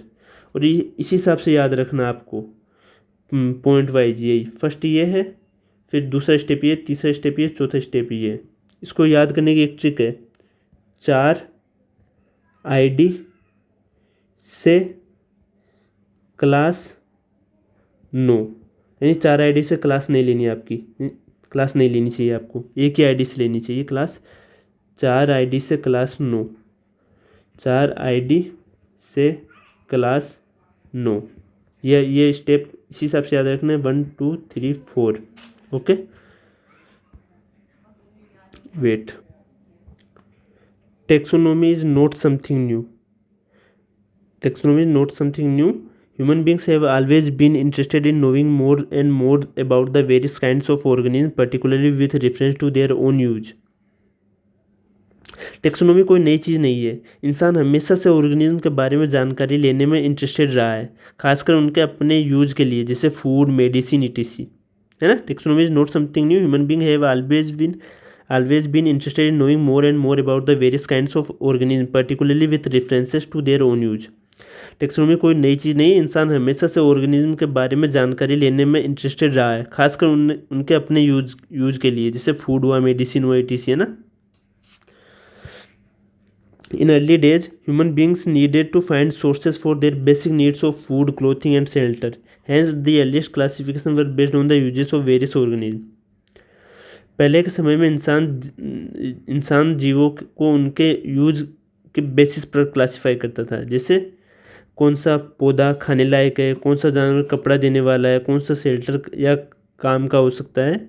यही सबसे पहला क्लासिफिकेशन था। तो जो सबसे पहला क्लासिफिकेशन था वो उनके यूज के आधार पे था, कि फूड के आधार पे, फूड के जिनसे फूड मिलता था वो उनको खाने के लिए अलग क्लासीफाई कर लेते थे, जिनसे क्लोथ मिलता था वो उनको अलग क्लासीफाई कर लेते थे, और शेल्टर के लिए अलग क्लासीफाई कर लेते थे। तो उनका पहला अपना लिस्ट क्लासिफिकेशन किस पे था, based on the uses of various organism. Okay, human, wait एक सेकेंड, अब आपका ये चालू कर रहा हूँ। ह्यूमन बींग्स वर, यहाँ से ये बहुत इंपॉर्टेंट पैराग्राफ है, सब आपका हार्ड पैराग्राफ है।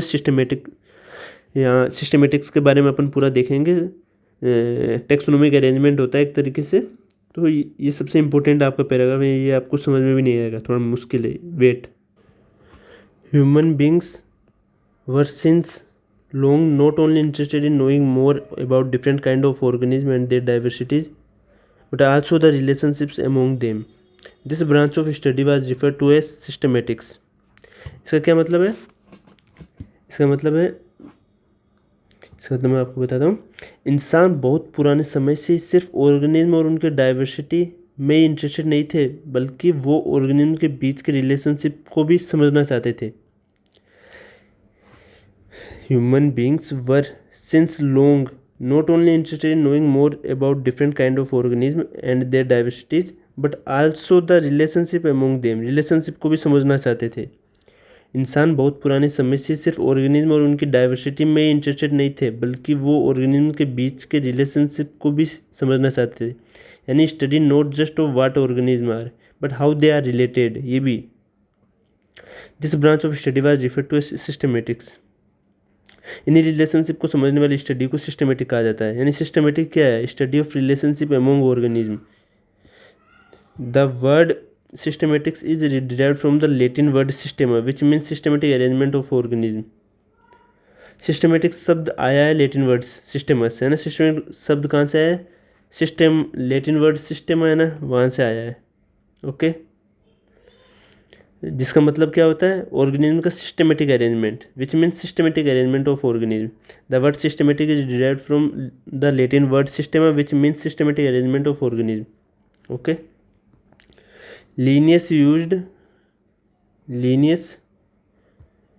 यूज्ड सिस्टम नेचर या सिस्टम नेचुरी बोलते हैं इसे, as the title of his publication. Linnaeus ने अपनी एक प्रसिद्ध बुक का नाम, फेमस बुक का नाम क्या रखा? सिस्टम नेचुरी रखा। यहीं से सिस्टमेटिक शब्द का पॉपुलर यूज शुरू हुआ। ये बात ध्यान रखनी है आपको। मेन बात तो ये है, Linnaeus used Systema Naturae is the title of his publication. The scope of systematic was later enlarge to include identification, nomenclature and classification. The scope of systematics was later enlarged to include identification, nomenclature and classification। इसका क्या मतलब, बाद में systematics का मतलब और भी broad हो गया, उसमें आइडेंटिफिकेशन, नोमेनक्लेचर और क्लासिफिकेशन को भी शामिल किया गया, इन लेटर इनलार्ज कर दिया गया। क्या क्या मिला गया, आइडेंटिफिकेशन, नोमेनक्लेचर और क्लासिफिकेशन। यहाँ कैरेक्टराइजेशन भी दे सकता है ऑप्शन में, तो ध्यान रखना कैरेक्टराइजेशन नहीं मिलाया गया, only identification, nomenclature and classification मिला के सिस्टमेटिक्स को और ब्रॉड किया गया। Systematics takes into account evolutionary relationship between organism, ये बहुत इंपॉर्टेंट लाइन है। Systematics takes into account evolutionary relationships between organisms. Systematics में हम ऑर्गेनिज्म के इवोल्यूशनरी संबंधों यानी इवोल्यूशनरी रिलेशनशिप को भी कंसाइडर करते हैं, यानी ये देखा जाता है कि कौन ऑर्गेनिज्म किससे इवोल्व हुआ और किससे रिलेटेड है। सिस्टमेटिक में ये देखा जाता है ना। Systematic takes into account evolutionary relationships between organism. Systematic में हम ऑर्गेनिज्म के इवोल्यूशनरी रिलेशनशिप्स को कंसाइडर करते हैं, यानी ये देखा जाता है कि कौन ऑर्गेनिज्म किससे इवोल्व हुआ है और कौन किससे रिलेटेड है, ये बात देखी जाती है। ओके, अब टेक्सोनोमिक कैटेगरीज पढ़ा जाएगा, और यहाँ मैंने आपको ये थोड़ा लिख के बताया, relationship among various kind of organism, identification, nomenclature, classification और इवोल्यूशनरी रिलेशनशिप बिटवीन ऑर्गेनिज्म। ये सिस्टमेटिक्स के मतलब इनसे मिलके बना है सिस्टमेटिक्स। ओके, ये बात आप यहाँ से देख के याद हो जाएगा, और ये सब मैंने नोट्स में इंक्लूड कराए हैं, आप वो नोट्स वाला लेक्चर भी देख सकते हैं। Taxonomic categories. Classification is not a single step process but involve hierarchy of steps in which each step represent a rank or category। Classification एक सिंपल या एक स्टेप प्रोसेस नहीं है, बल्कि ये एक हायरार्की है, क्रम होता है, पूरा हायरार्की है। इस हायरार्की में हर स्टेप एक रैंक या कैटेगरी को रिप्रेजेंट करता है। Classification is not a single step process but involve hierarchy of steps. इसमें बहुत सारे स्टेप्स पाए जाते हैं, एक सिंगल स्टेप नहीं है। इन विच इच स्टेप है ना, प्रत्येक स्टेप, हर step, each step represent a rank और category. Okay, since the category is a part of overall taxonomic arrangement, it is called the taxonomic category and all categories constitute the taxonomic hierarchy। क्योंकि ये ranks एक taxonomy के arrangement का part है, ये ranks है ना। Since the category is a part of overall taxonomic arrangement, category या रैंक कुछ भी बोल दीजिए, क्योंकि ये कैटेगरी या रैंक्स एक टेक्सोनोमिक अरेंजमेंट का पार्ट है, इसलिए इन्हें टेक्सोनोमिक कैटेगरी कहा जाता है। जब इन सब कैटेगरीज को मिला देते हैं तो वो मिलकर टेक्सोनोमिक हायरार्की बनाते हैं। कैटेगरी मिलकर क्या बनाता है, मतलब कैटेगरी है, क्लासिफिकेशन एक सिंगल स्टेप तो है नहीं, जब इसमें बहुत सारे स्टेप है और हर स्टेप एक कैटेगरी या रैंक को रिप्रेजेंट करता है। तो एक कैटेगरी, इसमें बहुत सारी कैटेगरी हुई तो उन कैटेगरी को टेक्सोनोमिक कैटेगरी बोल देते हैं, और जब सारी कैटेगरी जुड़ जाती है तो उसे टेक्सोनोमिक हायरार्की बोल देते हैं। मतलब इसमें जो कैटेगरी पाई जाती है उसको टेक्सोनोमिक कैटेगरी बोलते हैं, और सारी कैटेगरी को जोड़ दिया जाए तो उसको टेक्सोनोमिक हायरार्की बोलते हैं। क्योंकि ये रैंक्स या कैटेगरी एक टेक्सोनोमी के अरेंजमेंट का पार्ट है, इसलिए इन्हें टेक्सोनोमिक कैटेगरी कहा जाता है। जब इन सब कैटेगरीज को मिला देते हैं तो वो मिलकर टेक्सोनोमिक हायरार्की बनाते हैं। ओके, टेक्सोनोमिक कैटेगरी यानी एक लेवल, और टेक्सोनोमिक हायरार्की यानी सारे लेवल्स का सीक्वेंस है। टेक्सोनोमिक कैटेगरी का क्या मतलब, एक लेवल पे है, और टेक्सोनोमिक हायरार्की यानी सारे लेवल का सीक्वेंस है। Each category is referred to as a unit of classification, in fact represent a rank and is commonly term as taxon, या प्लूरल में टेक्सा बोल देंगे। ओके, इन कैटेगरी को हम क्लासिफिकेशन की एक यूनिट के रूप में देखते हैं, और इससे रैंक या टेक्सोन कहा जाता है, प्लूरल फॉर्म टेक्सा। हर कैटेगरी को हम क्लासिफिकेशन की एक यूनिट के रूप में देखते हैं, है ना। हर कैटेगरी को हम क्लासिफिकेशन की एक यूनिट के रूप में देखते हैं। Each category refer to as a unit of classification, category को यूनिट ऑफ क्लासिफिकेशन के रूप में देखते हैं, और हर कैटेगरी एक रैंक को रिप्रेजेंट करती है, और कॉमनली आप इसे टेक्सोन बोलते हैं और प्लूरल में टेक्सा बोल सकते हैं। Okay, taxonomic categories and hierarchy can be illustrated by an example, insect by an example. अब बात है taxonomic categories and hierarchy can be illustrated by an example. Insects represent a group of organisms sharing common features like 3 pairs of jointed legs। इसका क्या मतलब है, taxonomic hierarchy को एक example के थ्रू समझ सकते हैं। ओके, इंसेक्ट जैसे इंसेक्ट एक ऐसा ग्रुप है जिसमें ऑर्गेनिज्म के कुछ कॉमन फीचर होते हैं। Insect represent a group of organism sharing common feature like कौन से, जैसे 3 पैर होते हैं जॉइंटेड लेग्स, 3 जोड़े टांग होती हैं उनकी, 3 pairs of jointed legs. It means insects are recognisable concrete object which can be classified and thus were given a rank और कैटेगरी। ये दिखाता है कि इंसेक्ट एक क्लियरली आइडेंटिफाइबल ग्रुप है, इसलिए उन्हें एक प्रॉपर रैंक या कैटेगरी दी गई है। उनके 3 पैर एक रिकॉग्नाइजेबल कॉन्क्रीट ऑब्जेक्ट है, जबकि उनको रिकॉग्नाइज कर लिया जाता है इजीली, इसलिए उनको एक रैंक या कैटेगरी दी गई है। Can you name such other can you name other such groups of can you name other such groups of organism. Remember group represent category and category further denotes rank. देखिए मैंने यहाँ बताया insect क्या है, represent a group of organism, इसे rank या category बोल सकते हैं। और ग्रुप क्या है, ग्रुप रिप्रेजेंट करता है कैटेगरी को, और कैटेगरी किसको रिप्रेजेंट करती है, रैंक को। ओके, और इच रैंक या टेक्सोन क्या है, रिप्रेजेंट करता है एक यूनिट ऑफ क्लासिफिकेशन को। ओके, यही बात है सारी यहाँ पे।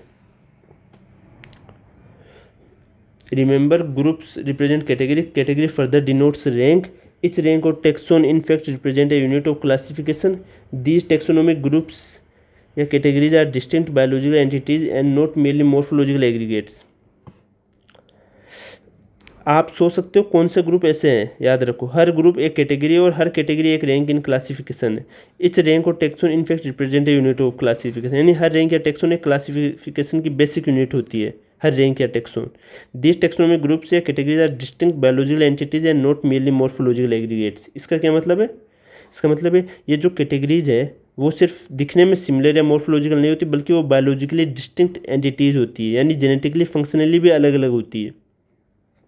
These taxonomic categories are these taxonomic group या categories are distinct biological entities and not merely morphological aggregate। इसका मतलब ये जो कैटेगरीज है वो सिर्फ दिखने में सिमिलर या मॉर्फोलॉजिकल नहीं होती, दिखने में सिमिलर नहीं होती, वो सिर्फ दिखने में सिमिलर नहीं होती बल्कि वो बायोलॉजिकल। वेट देखिए मैं वापस बताता हूँ। दीज टेक्सोनोमिक ग्रुप्स, ये सबसे इंपॉर्टेंट लाइन है ये बात। These taxonomic groups या categories are distinct biological entities and not merely morphological aggregates। ये जो कैटेगरीज है वो सिर्फ दिखने में सिमिलर नहीं होती बल्कि वो बायोलॉजिकली डिस्टिंक्ट एंटिटीज भी है, यानी जेनेटिकली फंक्शनली भी अलग होती है। Okay, and not merely morphological aggregates, इसका मतलब है कि दिखने में सिमिलर नहीं होती, और दिखने में तो सिमिलर होती नहीं है बल्कि वो जेनेटिकली और फंक्शनली भी अलग अलग होती है, पूरी अलग होती है। ये नहीं कि वो सिर्फ दिखने में सिमिलर नहीं है, ज़रूरी नहीं है। मेन बात ये है कि ये बात आपको समझ में आ गई कि वो ये ओनली मॉर्फोलॉजिकल कि नॉट मेरली मॉर्फोलॉजिकल, यानी वो दिखने में सिमिलर नहीं है या, लेकिन इसका मतलब ये नहीं कि वो ओनली दिखने में नहीं, वो डिस्टिंक्ट बायोलॉजिकल एंटिटीज है। इसका मतलब ये है कि वो जेनेटिकली और फंक्शनल भी अलग अलग होती है, और दिखने में तो सिमिलर होती नहीं है, और जेनेटिकली और फंक्शनल भी अलग अलग है। ओके, चलिए next. Taxonomical studies of all known organism have led to the development of common categories such as kingdom, phylum और division for plants, class, order, family, genus and species. आज अब तक की टेक्सोनोमिक स्टडीज़ ने हमें कुछ fixed common categories दी है, जैसे किंगडम, यानी टेक्सोनोमिकल जितने भी नॉन ऑर्गेनिज्म हैं उनकी टेक्सोनोमिकल स्टडीज़ करने से हमें क्या क्या मिला, kingdom, phylum, division, class, order, family, genus, species, सब चीज़ मिली है ना।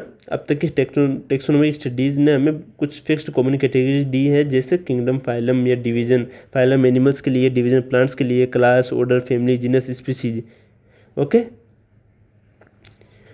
मेन टेक्सोनोमिक यही है सब कैटेगरी, ठीक है। All organism including those in the plant and animal kingdom have species as the lowest category.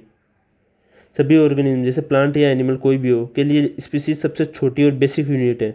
Okay, now the question you may ask is how to place an organism in various categories. अब आप ये सोच रहे होंगे एक organism को इन categories में कैसे डाला जाता है या कैसे रखा जाता है। The basic requirement is the knowledge of characters of an individual और group of organism. The basic requirement is the knowledge of characters of an individual और ग्रुप ऑफ ऑर्गेनिज्म। इसका जवाब है कि हमें ऑर्गेनिज्म के कैरेक्टर्स या फीचर्स के बारे में जानना ज़रूरी होता है, तभी हम उसका सही प्लेसमेंट कर सकते हैं या उसको सही कैटेगरी में रख सकते हैं। हमें ऑर्गेनिज्म के कैरेक्टर या फीचर्स के बारे में जानना ज़रूरी होता है, तभी हम उसका सही प्लेसमेंट कर सकते हैं। Okay, this helps in identifying similarities and dissimilarities among the individuals of the same kind of organism as well as other kind of organism। ये नॉलेज हेल्प करता है एक ही प्रकार के ऑर्गेनिज्म के बीच का डिफरेंस समझने में और अलग प्रकार के ऑर्गेनिज्म के बीच की सिमिलरिटीज जानने में।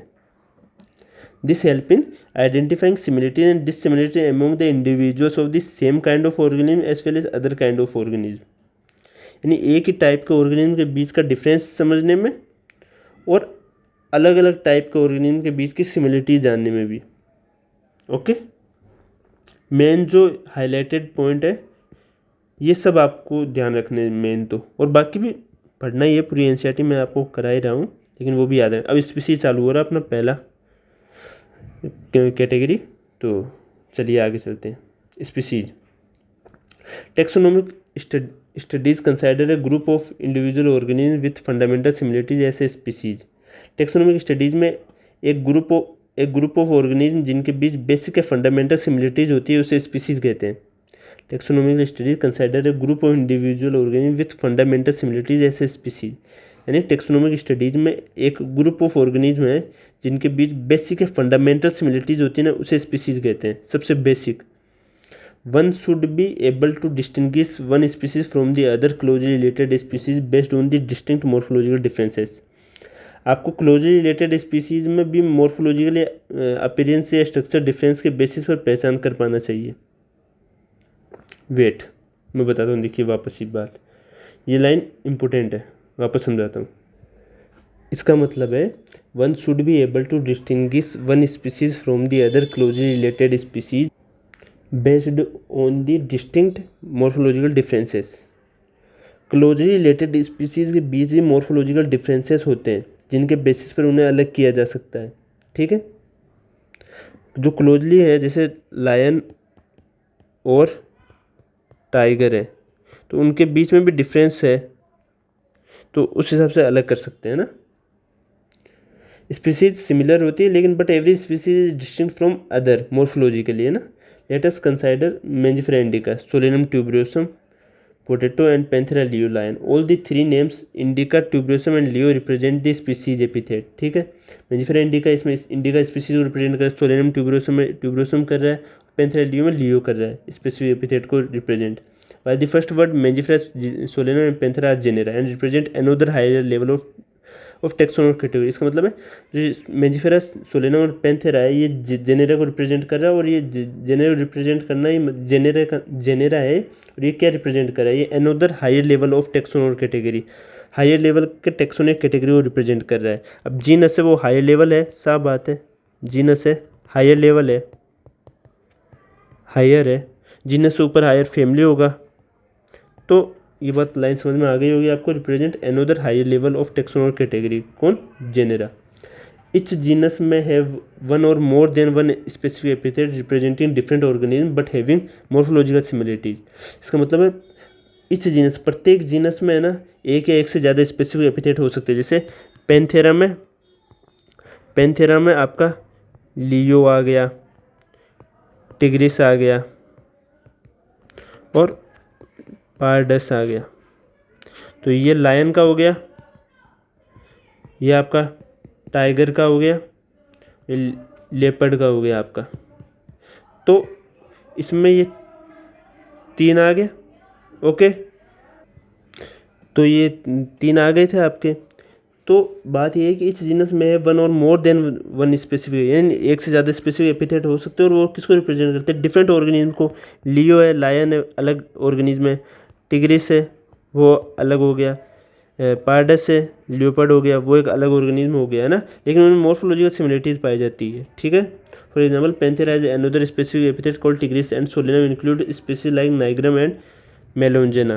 Human beings belong to the species species sapiens which is grouped in the genus Homo. The scientific name thus for human being is written as Homo sapiens. Homo sapiens human being का scientific name है, जो होमो बताता है आपका genus को और sapiens बताता है स्पीसीज को। ओके,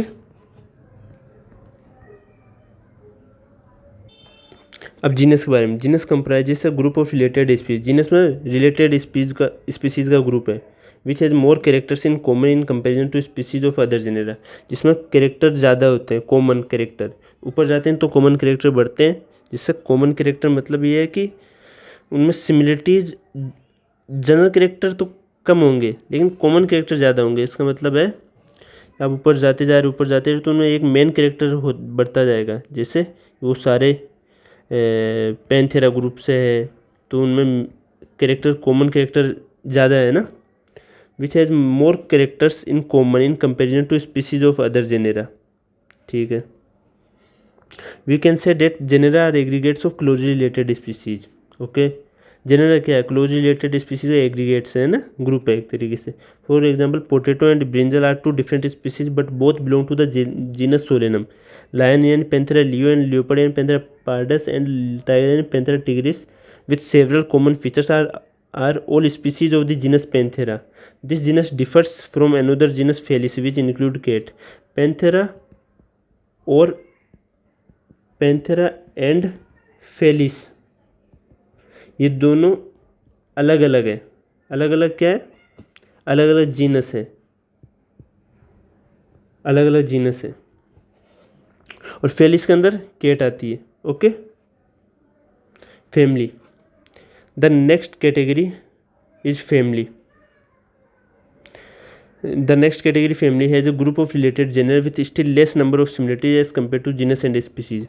अब स्पीसीज में जैसे स्पीसीज है, लाइक स्पीसीज है, जैसे स्पीसीज में बता रहा हूँ, स्पीसीज ये बात अब आपको समझ में आएगी। स्पीसीज है जैसे लियो एंड टिग्रिस, तो इनमें ज़्यादा सिमिलरिटीज़ है। ओके, अब जीनस है तो जीनस में आप ले लीजिए पैंथेरा एंड फेलिस, तो इनमें भी सिमिलरिटीज़ पाई जाएगी। लेकिन इनमें सिमिलरिटीज़ है ना वो लियो टिग्रिस की बजाय कम है। वैसे आप फैमिली में आ गए तो फैमिली में आपकी फेलिडी एंड कैनिडी फैमिली आएगी। तो अब इनमें इनमें सिमिलरिटीज और कम होगी। ओके, फेलिडी में पैंथेरा एंड फेलिस आती है और कैनिडी में डॉग्स आते हैं। तो अब इनमें सिमिलरिटीज और कम हो गई। समझ में आ रहा है आपको? With still less number of similarities as compare to genus and species. Genus और स्पीसीज से कंपेयर करें तो इनमें जो सिमिलरिटीज होती है वो लेस होती है। Okay, families are characterized on the basis of both vegetative and reproductive feature of plant species. ये बहुत इंपॉर्टेंट लाइन है। प्लांट फैमिलीज को हम आइडेंटिफाई करते हैं उनके वेजिटेटिव जैसे लीव्स, स्टेम और रिप्रोडक्टिव यानी फ्लावर, सीड फीचर्स के बेसिस पर प्लांट फैमिलीज को, है ना। Families are characterized on the basis of both vegetative and reproductive features of plant species. Among plants, for example, 3 different genera Solanum, Petunia, and Datura are placed in the family Solanaceae. Among animals, for example, genus Panthera comprising lion, tiger, leopard is put along with the genus Felis, cats in the family Felidae. Similarly, if you observe the feature of a cat and a dog, you will find some similarities and some differences as well as they are separated into 2 different families Felidae and Canidae respectively. इतनी देर में यही बात बताइए कि Solanum, petunia और धतूरा है, इनको सोलेनेसी में रखा गया है। और फेलिडी फैमिली के अंदर पैंथेरा और फेलिस आती है और कैनिडी के अंदर डॉग आते हैं। इन दोनों में सिमिलरिटीज़ भी है कुछ और कुछ डिससिमिलरिटीज़ भी है। ओके, इनमें सिमिलरिटीज़ ज़्यादा थी तो इनको एक फैमिली में रख दिया गया। डॉग का कैट के साथ सिमिलरिटीज़ कम है इसलिए इनको ये अलग अलग फैमिली में। लेकिन ये दोनों में सिमिलरिटीज़ तो आती है कुछ, जिस वजह से इनको एक ही जाके ऑर्डर में रखा जाएगा। यही बात है, ठीक है। चलिए ऑर्डर के बारे में पढ़ते हैं अब। You have seen earlier that categories like species, genus and families are based on a number of similar characters. Generally order and other higher taxonomic categories are identified based on the aggregates of characters. इसका मतलब है जैसे आपने पहले देखा species, genus and family जैसे categories का base होता है ऑर्गेनिज्म के सिमिलर कैरेक्टर। इनको किस आधार पे किस पे बेस्ड होते हैं? नंबर ऑफ सिमिलर कैरेक्टर पे बेस्ड होते हैं। कौन? Species, genus and families. लेकिन ऑर्डर और उससे ऊपर के लेवल्स जैसे ऑर्डर, क्लास, फाइलम, किंगडम है ना, उनका क्लासिफिकेशन काफ़ी सारे सिमिलर कैरेक्टर के ग्रुप पे बेस्ड होता है, यानी एग्रीगेट्स ऑफ कैरेक्टर पे बेस्ड होता है उनका। Generally order and other higher taxonomic categories are identified based on the aggregates of characters. Okay, अब ये बात मैंने अपने नोट्स में अच्छे से लिखा है क्योंकि बहुत इंपॉर्टेंट लाइन है। ये देखिए मैं आपको दिखाता हूँ, ये बात मैंने यहाँ लिखाई है क्योंकि बहुत इंपॉर्टेंट लाइन है। नोट्स में सब कुछ इंपॉर्टेंट है।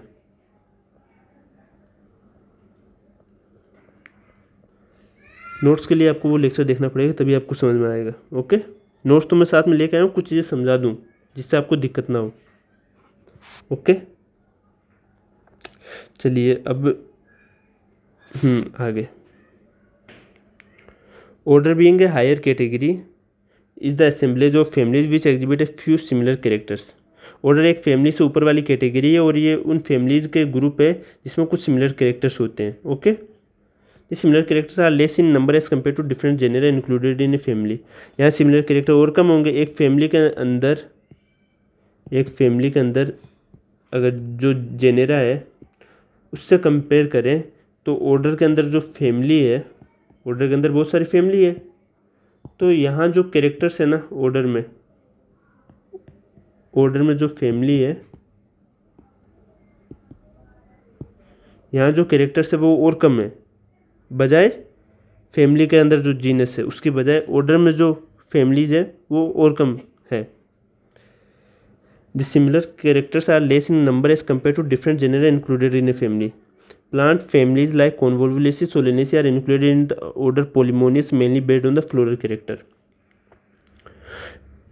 फैमिली सोलेनेसी और Convolvulaceae इन दोनों को एक ही ऑर्डर पोलिमोनियस में रखा गया है और इनको किस आधार पर रखा गया, किस बेसिस पर रखा गया, उनके फ्लोरल कैरेक्टर्स मिलते जुलते हैं इस हिसाब से रखा गया है।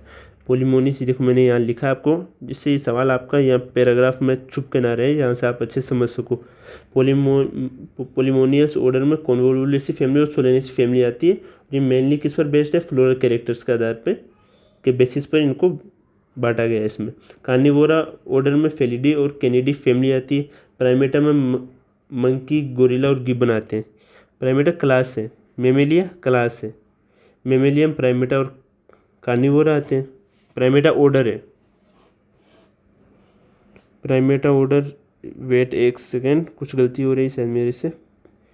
प्राइमेटा हाँ ऑर्डर है प्राइमेटा, तो इसमें मंकी, गोरिल्ला, गिब्बन आते हैं और मेमेलिया है वो क्लास है, मेमेलियम, प्राइमेटा एंड कार्निवोरा आते हैं। ओके ठीक है। The animal order Carnivora includes family like Felidae and Canidae. Okay ठीक है। क्लास दिस कैटेगरी इंक्लूड्स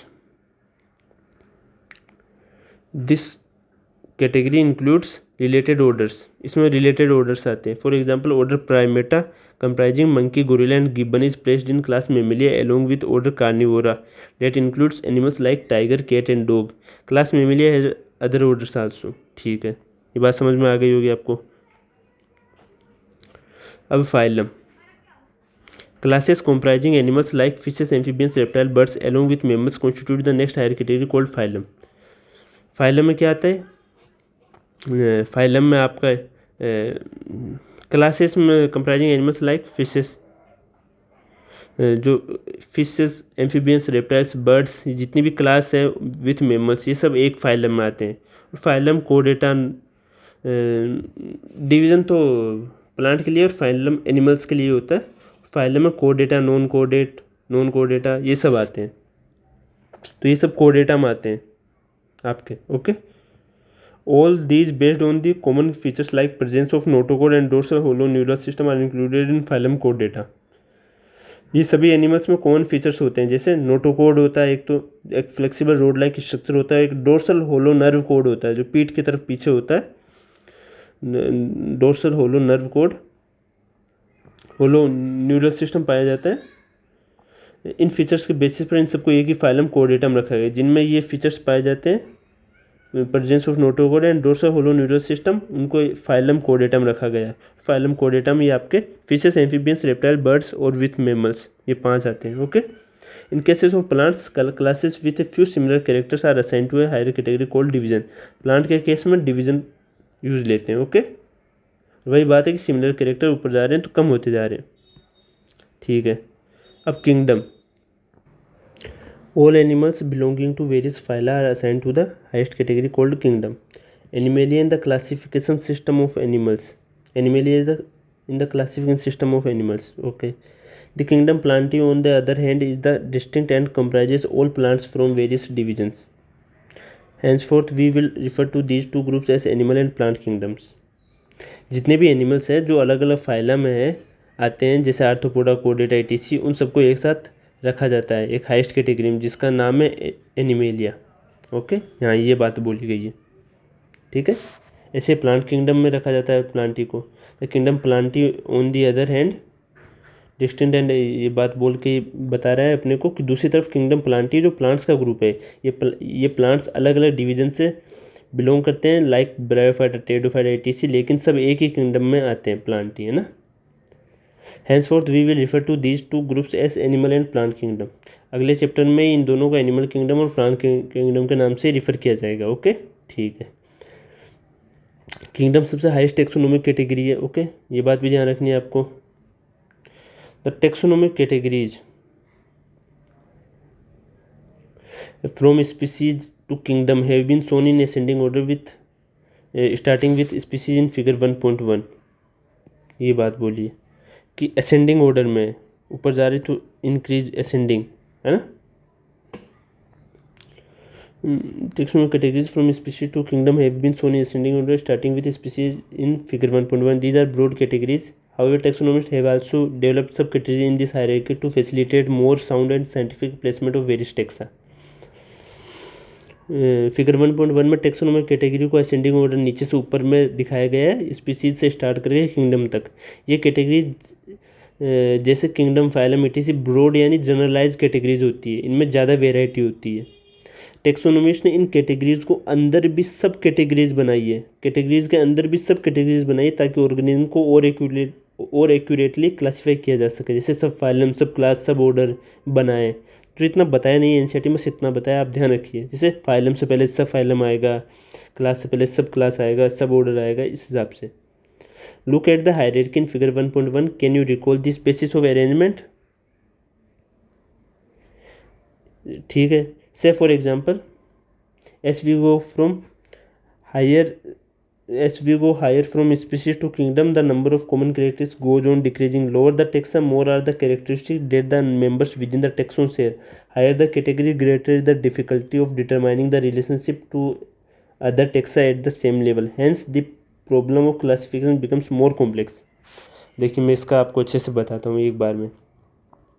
जब आप स्पीसीज से किंगडम की तरफ जाते हो तो ऑर्गेनिज्म के बीच के कॉमन फीचर्स कम होते जाते हैं। ओके, जितना लोअर टेक्सोन होगा जैसे स्पीसीज, जीनस, उतना ज़्यादा सिमिलरिटी होगी, है ना। लोअर मतलब स्पीसीज सबसे लोअर है, तो जितना लोअर टेक्सोन होगा उतनी ज़्यादा सिमिलरिटी होगी एमोंग ऑर्गेनिज्म। जब आप हाई लेवल पर जाते हैं जैसे क्लास, फाइलम, है ना, किंगडम, तो ऑर्गेनिज्म के बीच रिलेशनशिप समझना मुश्किल होता है क्योंकि ट्रेट्स कम कॉमन होते हैं। इसलिए जैसे जैसे हम हायर कैटेगरीज में जाते हैं क्लासिफिकेशन और कॉम्प्लेक्स होता जाता है। ओके, अब मैं आपको इसका ट्रिक बताता हूँ एक बार में, पूरा ट्रिक बताऊँ। ये आपका ट्रिक है यहाँ पे कि ऊपर जाएंगे तो सिमिलर कैरेक्टर डिक्रीज होंगे, कॉमन कैरेक्टर डिक्रीज होंगे, कॉम्प्लेक्सिटी या डिफिकल्टी इंक्रीज होगी, जनरल कैरेक्टर इंक्रीज होंगे। ओके, नोट्स आप ले सकते हो, मैंने नोट्स के लिए टेलीग्राम लिंक दिया, आप वहाँ मैसेज करिए। ओके, अब आपका वापस फिर आपका ये कंप्लीट हो जाता है। फिर ये बात, एक second. Table 1.1 indicates that taxonomic category to which some common organism like house fly, mango and wheat, इनके बारे में जानकारी दी गई है। तो इसमें सबसे ज़्यादा इंपॉर्टेंट क्या है, जैसे मेन है बायोलॉजिकल नेम होमो सेपियंस है, जीनस होमो है, स्पीसीज है वो सेपियंस है जो लिखी हुई नहीं है यहाँ पे, family Hominidae, order Primata, class Mammalia, phylum में डिवीजन, कोड डेटा हो गया। ऐसे इसका ये हो गया। लेकिन इन सब में एक चीज़ याद रखना, जो मैंने हाईलाइट करी वो ज़्यादा इंपॉर्टेंट। हाउस फ्लाई का जो ऑर्डर है ना, डिप्टेरा, वो याद रखिएगा। ओके, इंसेक्टा क्लास है, आर्थ्रोपोडा फाइलम है, समझ में आता है। डिवीज़न मैंगो का डिवीज़न एंजियोस्पर्म है, क्लास डाइकोटिलिडनी है, ऑर्डर सेपिंडेल्स है, ये याद रखना है। एनाकार्डियेसी फैमिली है, ये याद रखनी है। मेंजिफेरा तो आप बता ही दोगे। वीट है, जैसे ट्रिटिकम एस्टिवम नाम है, ट्रिटिकम जीनस है, एस्टिवम स्पीसीज है। पोएसी फैमिली है, पोएल्स ऑर्डर है, मोनोकोटिलिडनी क्लास है, और डिवीज़न एंजियोस्पर्म है। ओके, ये एनिमल है, ये प्लांट है, किंगडम। ओके, तो ये सब जो हाईलाइट करें वो आपको याद रखना है, यहीं से सवाल आएगा। ओके, अब आपकी समरी, लास्ट समरी भी करवा रहा हूँ मैं आपको, यूनिट भी कराया, साइंटिस्ट का भी करवाया, सब कुछ करवाया हूँ एक ही वीडियो में। The living world is rich in variety, millions of plants and animals have been identified and describe, but a large number still remains unknown. इसका मतलब जीवित दुनिया बहुत वेराइटी से भरी हुई है। अब तक लाखों प्लांट्स और एनिमल्स को आइडेंटिफाई और डिस्क्राइब किया जा चुका है, लेकिन अभी भी बहुत सारे ऑर्गेनिज्म्स हैं जो अननोन है। ठीक है, the very range of organism in term of size, colour, habitat, physiological and morphological features make us seek the defining character of living organism. इसका क्या मतलब है? इसका मतलब है ऑर्गेनिज्म का जो रेंज है, साइज, कलर, हैबिटेट, हैबिटेट यानी जहाँ जड़ रहते हैं, उनका आवास, बॉडी फंक्शन जैसे फिजियोलॉजिकल, फिजियोलॉजिकल यानी उनका बॉडी फंक्शन, मॉर्फोलॉजिकल यानी बॉडी स्ट्रक्चर, इतना वाइड है कि हमें सोचना पड़ता है। Make us seek the defining characteristic of living organism. आखिर किसी ऑर्गेनिज्म को लिविंग बनाता क्या है ना? क्या चीज़ है जो उसको लिविंग बनाता है? In order to facilitate the study of kinds and diversity of organisms, biologists have evolved certain rules and principles for identification, nomenclature and classification of organisms. Organism की वैरायटी को प्रॉपरली स्टडी करने के लिए biologist ने rules and principles बनाए, जिसमें identification यानी पहचान करना, नोमेनक्लेचर यानी नाम देना, और क्लासिफिकेशन यानी कैटेगरीज में डिवाइड करना, वर्गीकरण करना शामिल है ना? Okay, this branch of knowledge dealing with these aspect is refer to as taxonomy. इन सब का स्टडी यानी identification plus naming plus classification taxonomy कहलाता है। Okay, the taxonomic studies of various species of plants and animals are useful in agriculture, forestry, industry and in general for knowing our bio resources and their diversity. Taxonomic studies का use सिर्फ theory तक नहीं है, बल्कि practical area जैसे agriculture, जैसे pest control में, hybrid crops में, फॉरेस्ट्री में है, इंडस्ट्री में है, बायोडाइवर्सिटी कंजर्वेशन में होता है।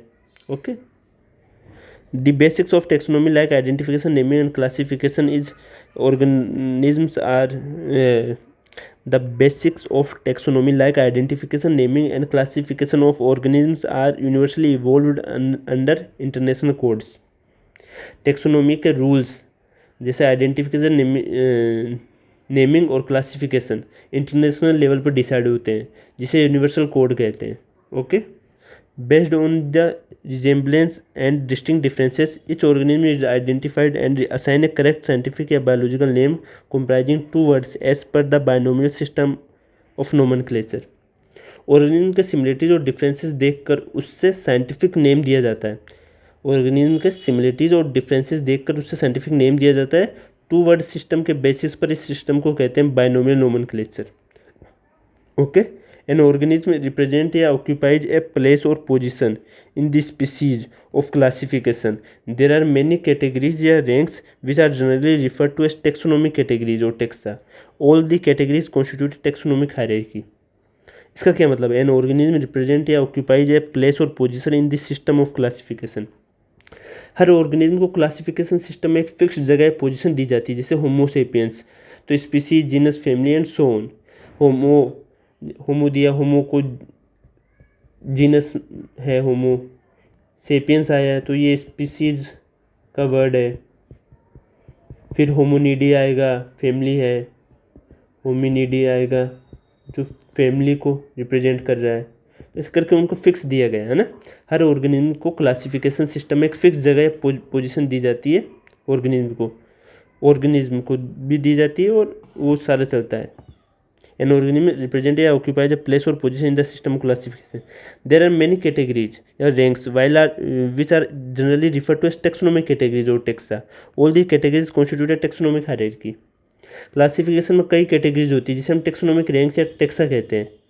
क्लासिफिकेशन में कई कैटेगरीज होती है जिन्हें हम टेक्सोनोमिक रैंक से टेक्सा कहते हैं। Example species, genus, family, ETC. All the categories constitute taxonomic hierarchy. ये सब कैटेगरीज मिलकर एक हायरार्कियल सिस्टम बनाती है जिसे कहते हैं टेक्सोनोमिक हायरार्की, है ना। सारे कैटेगरीज को जोड़ देते हैं तो टेक्सोनोमिक हायरार्की कहलाती है। ये सब टेक्सोनोमिक कैटेगरी जुड़ के टेक्सोनोमिक हायरार्की बन जाती है ना। ये सब कैटेगरीज मिलकर एक हायरार्कियल सिस्टम बनाती है जिसे कहते हैं टेक्सोनोमिक हायरार्की, जिसे टेक्सोनोमिक हायरार्की कहते हैं, है ना। Species, genus, family, order, class, phylum, kingdom.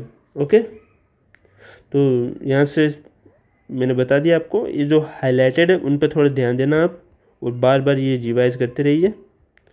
आपकी एनसीईआरटी पूरी हो गई और नोट्स आपको देखना है। नोट्स का एक अलग से लेक्चर है जो आप देख सकते हैं। एक चीज़ आपको और बता देता हूँ, ये चीज़ आपको समझना है। प्लांट्स ये सब पूरा क्लियर, आपका फ्लो डायग्राम चार्ट में मैंने करके बताया है। ये बार बार आपको याद करना है, तभी आपके जो सवाल होते हैं वो गलत नहीं होंगे। ये सब पूरा समझने के लिए आप ये मेरे नोट्स का थ्योरी पॉइंट का ये अच्छे से एक लेक्चर है जो पहले से मैंने अपलोड कर रखा है, आप जाके ये देख लीजिए।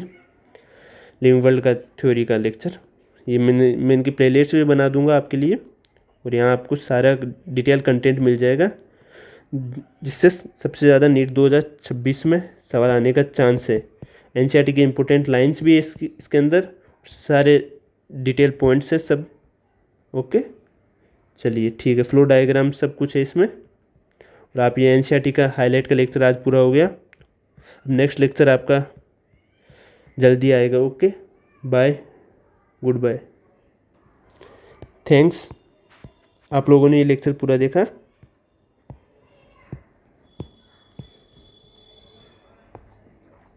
बाय।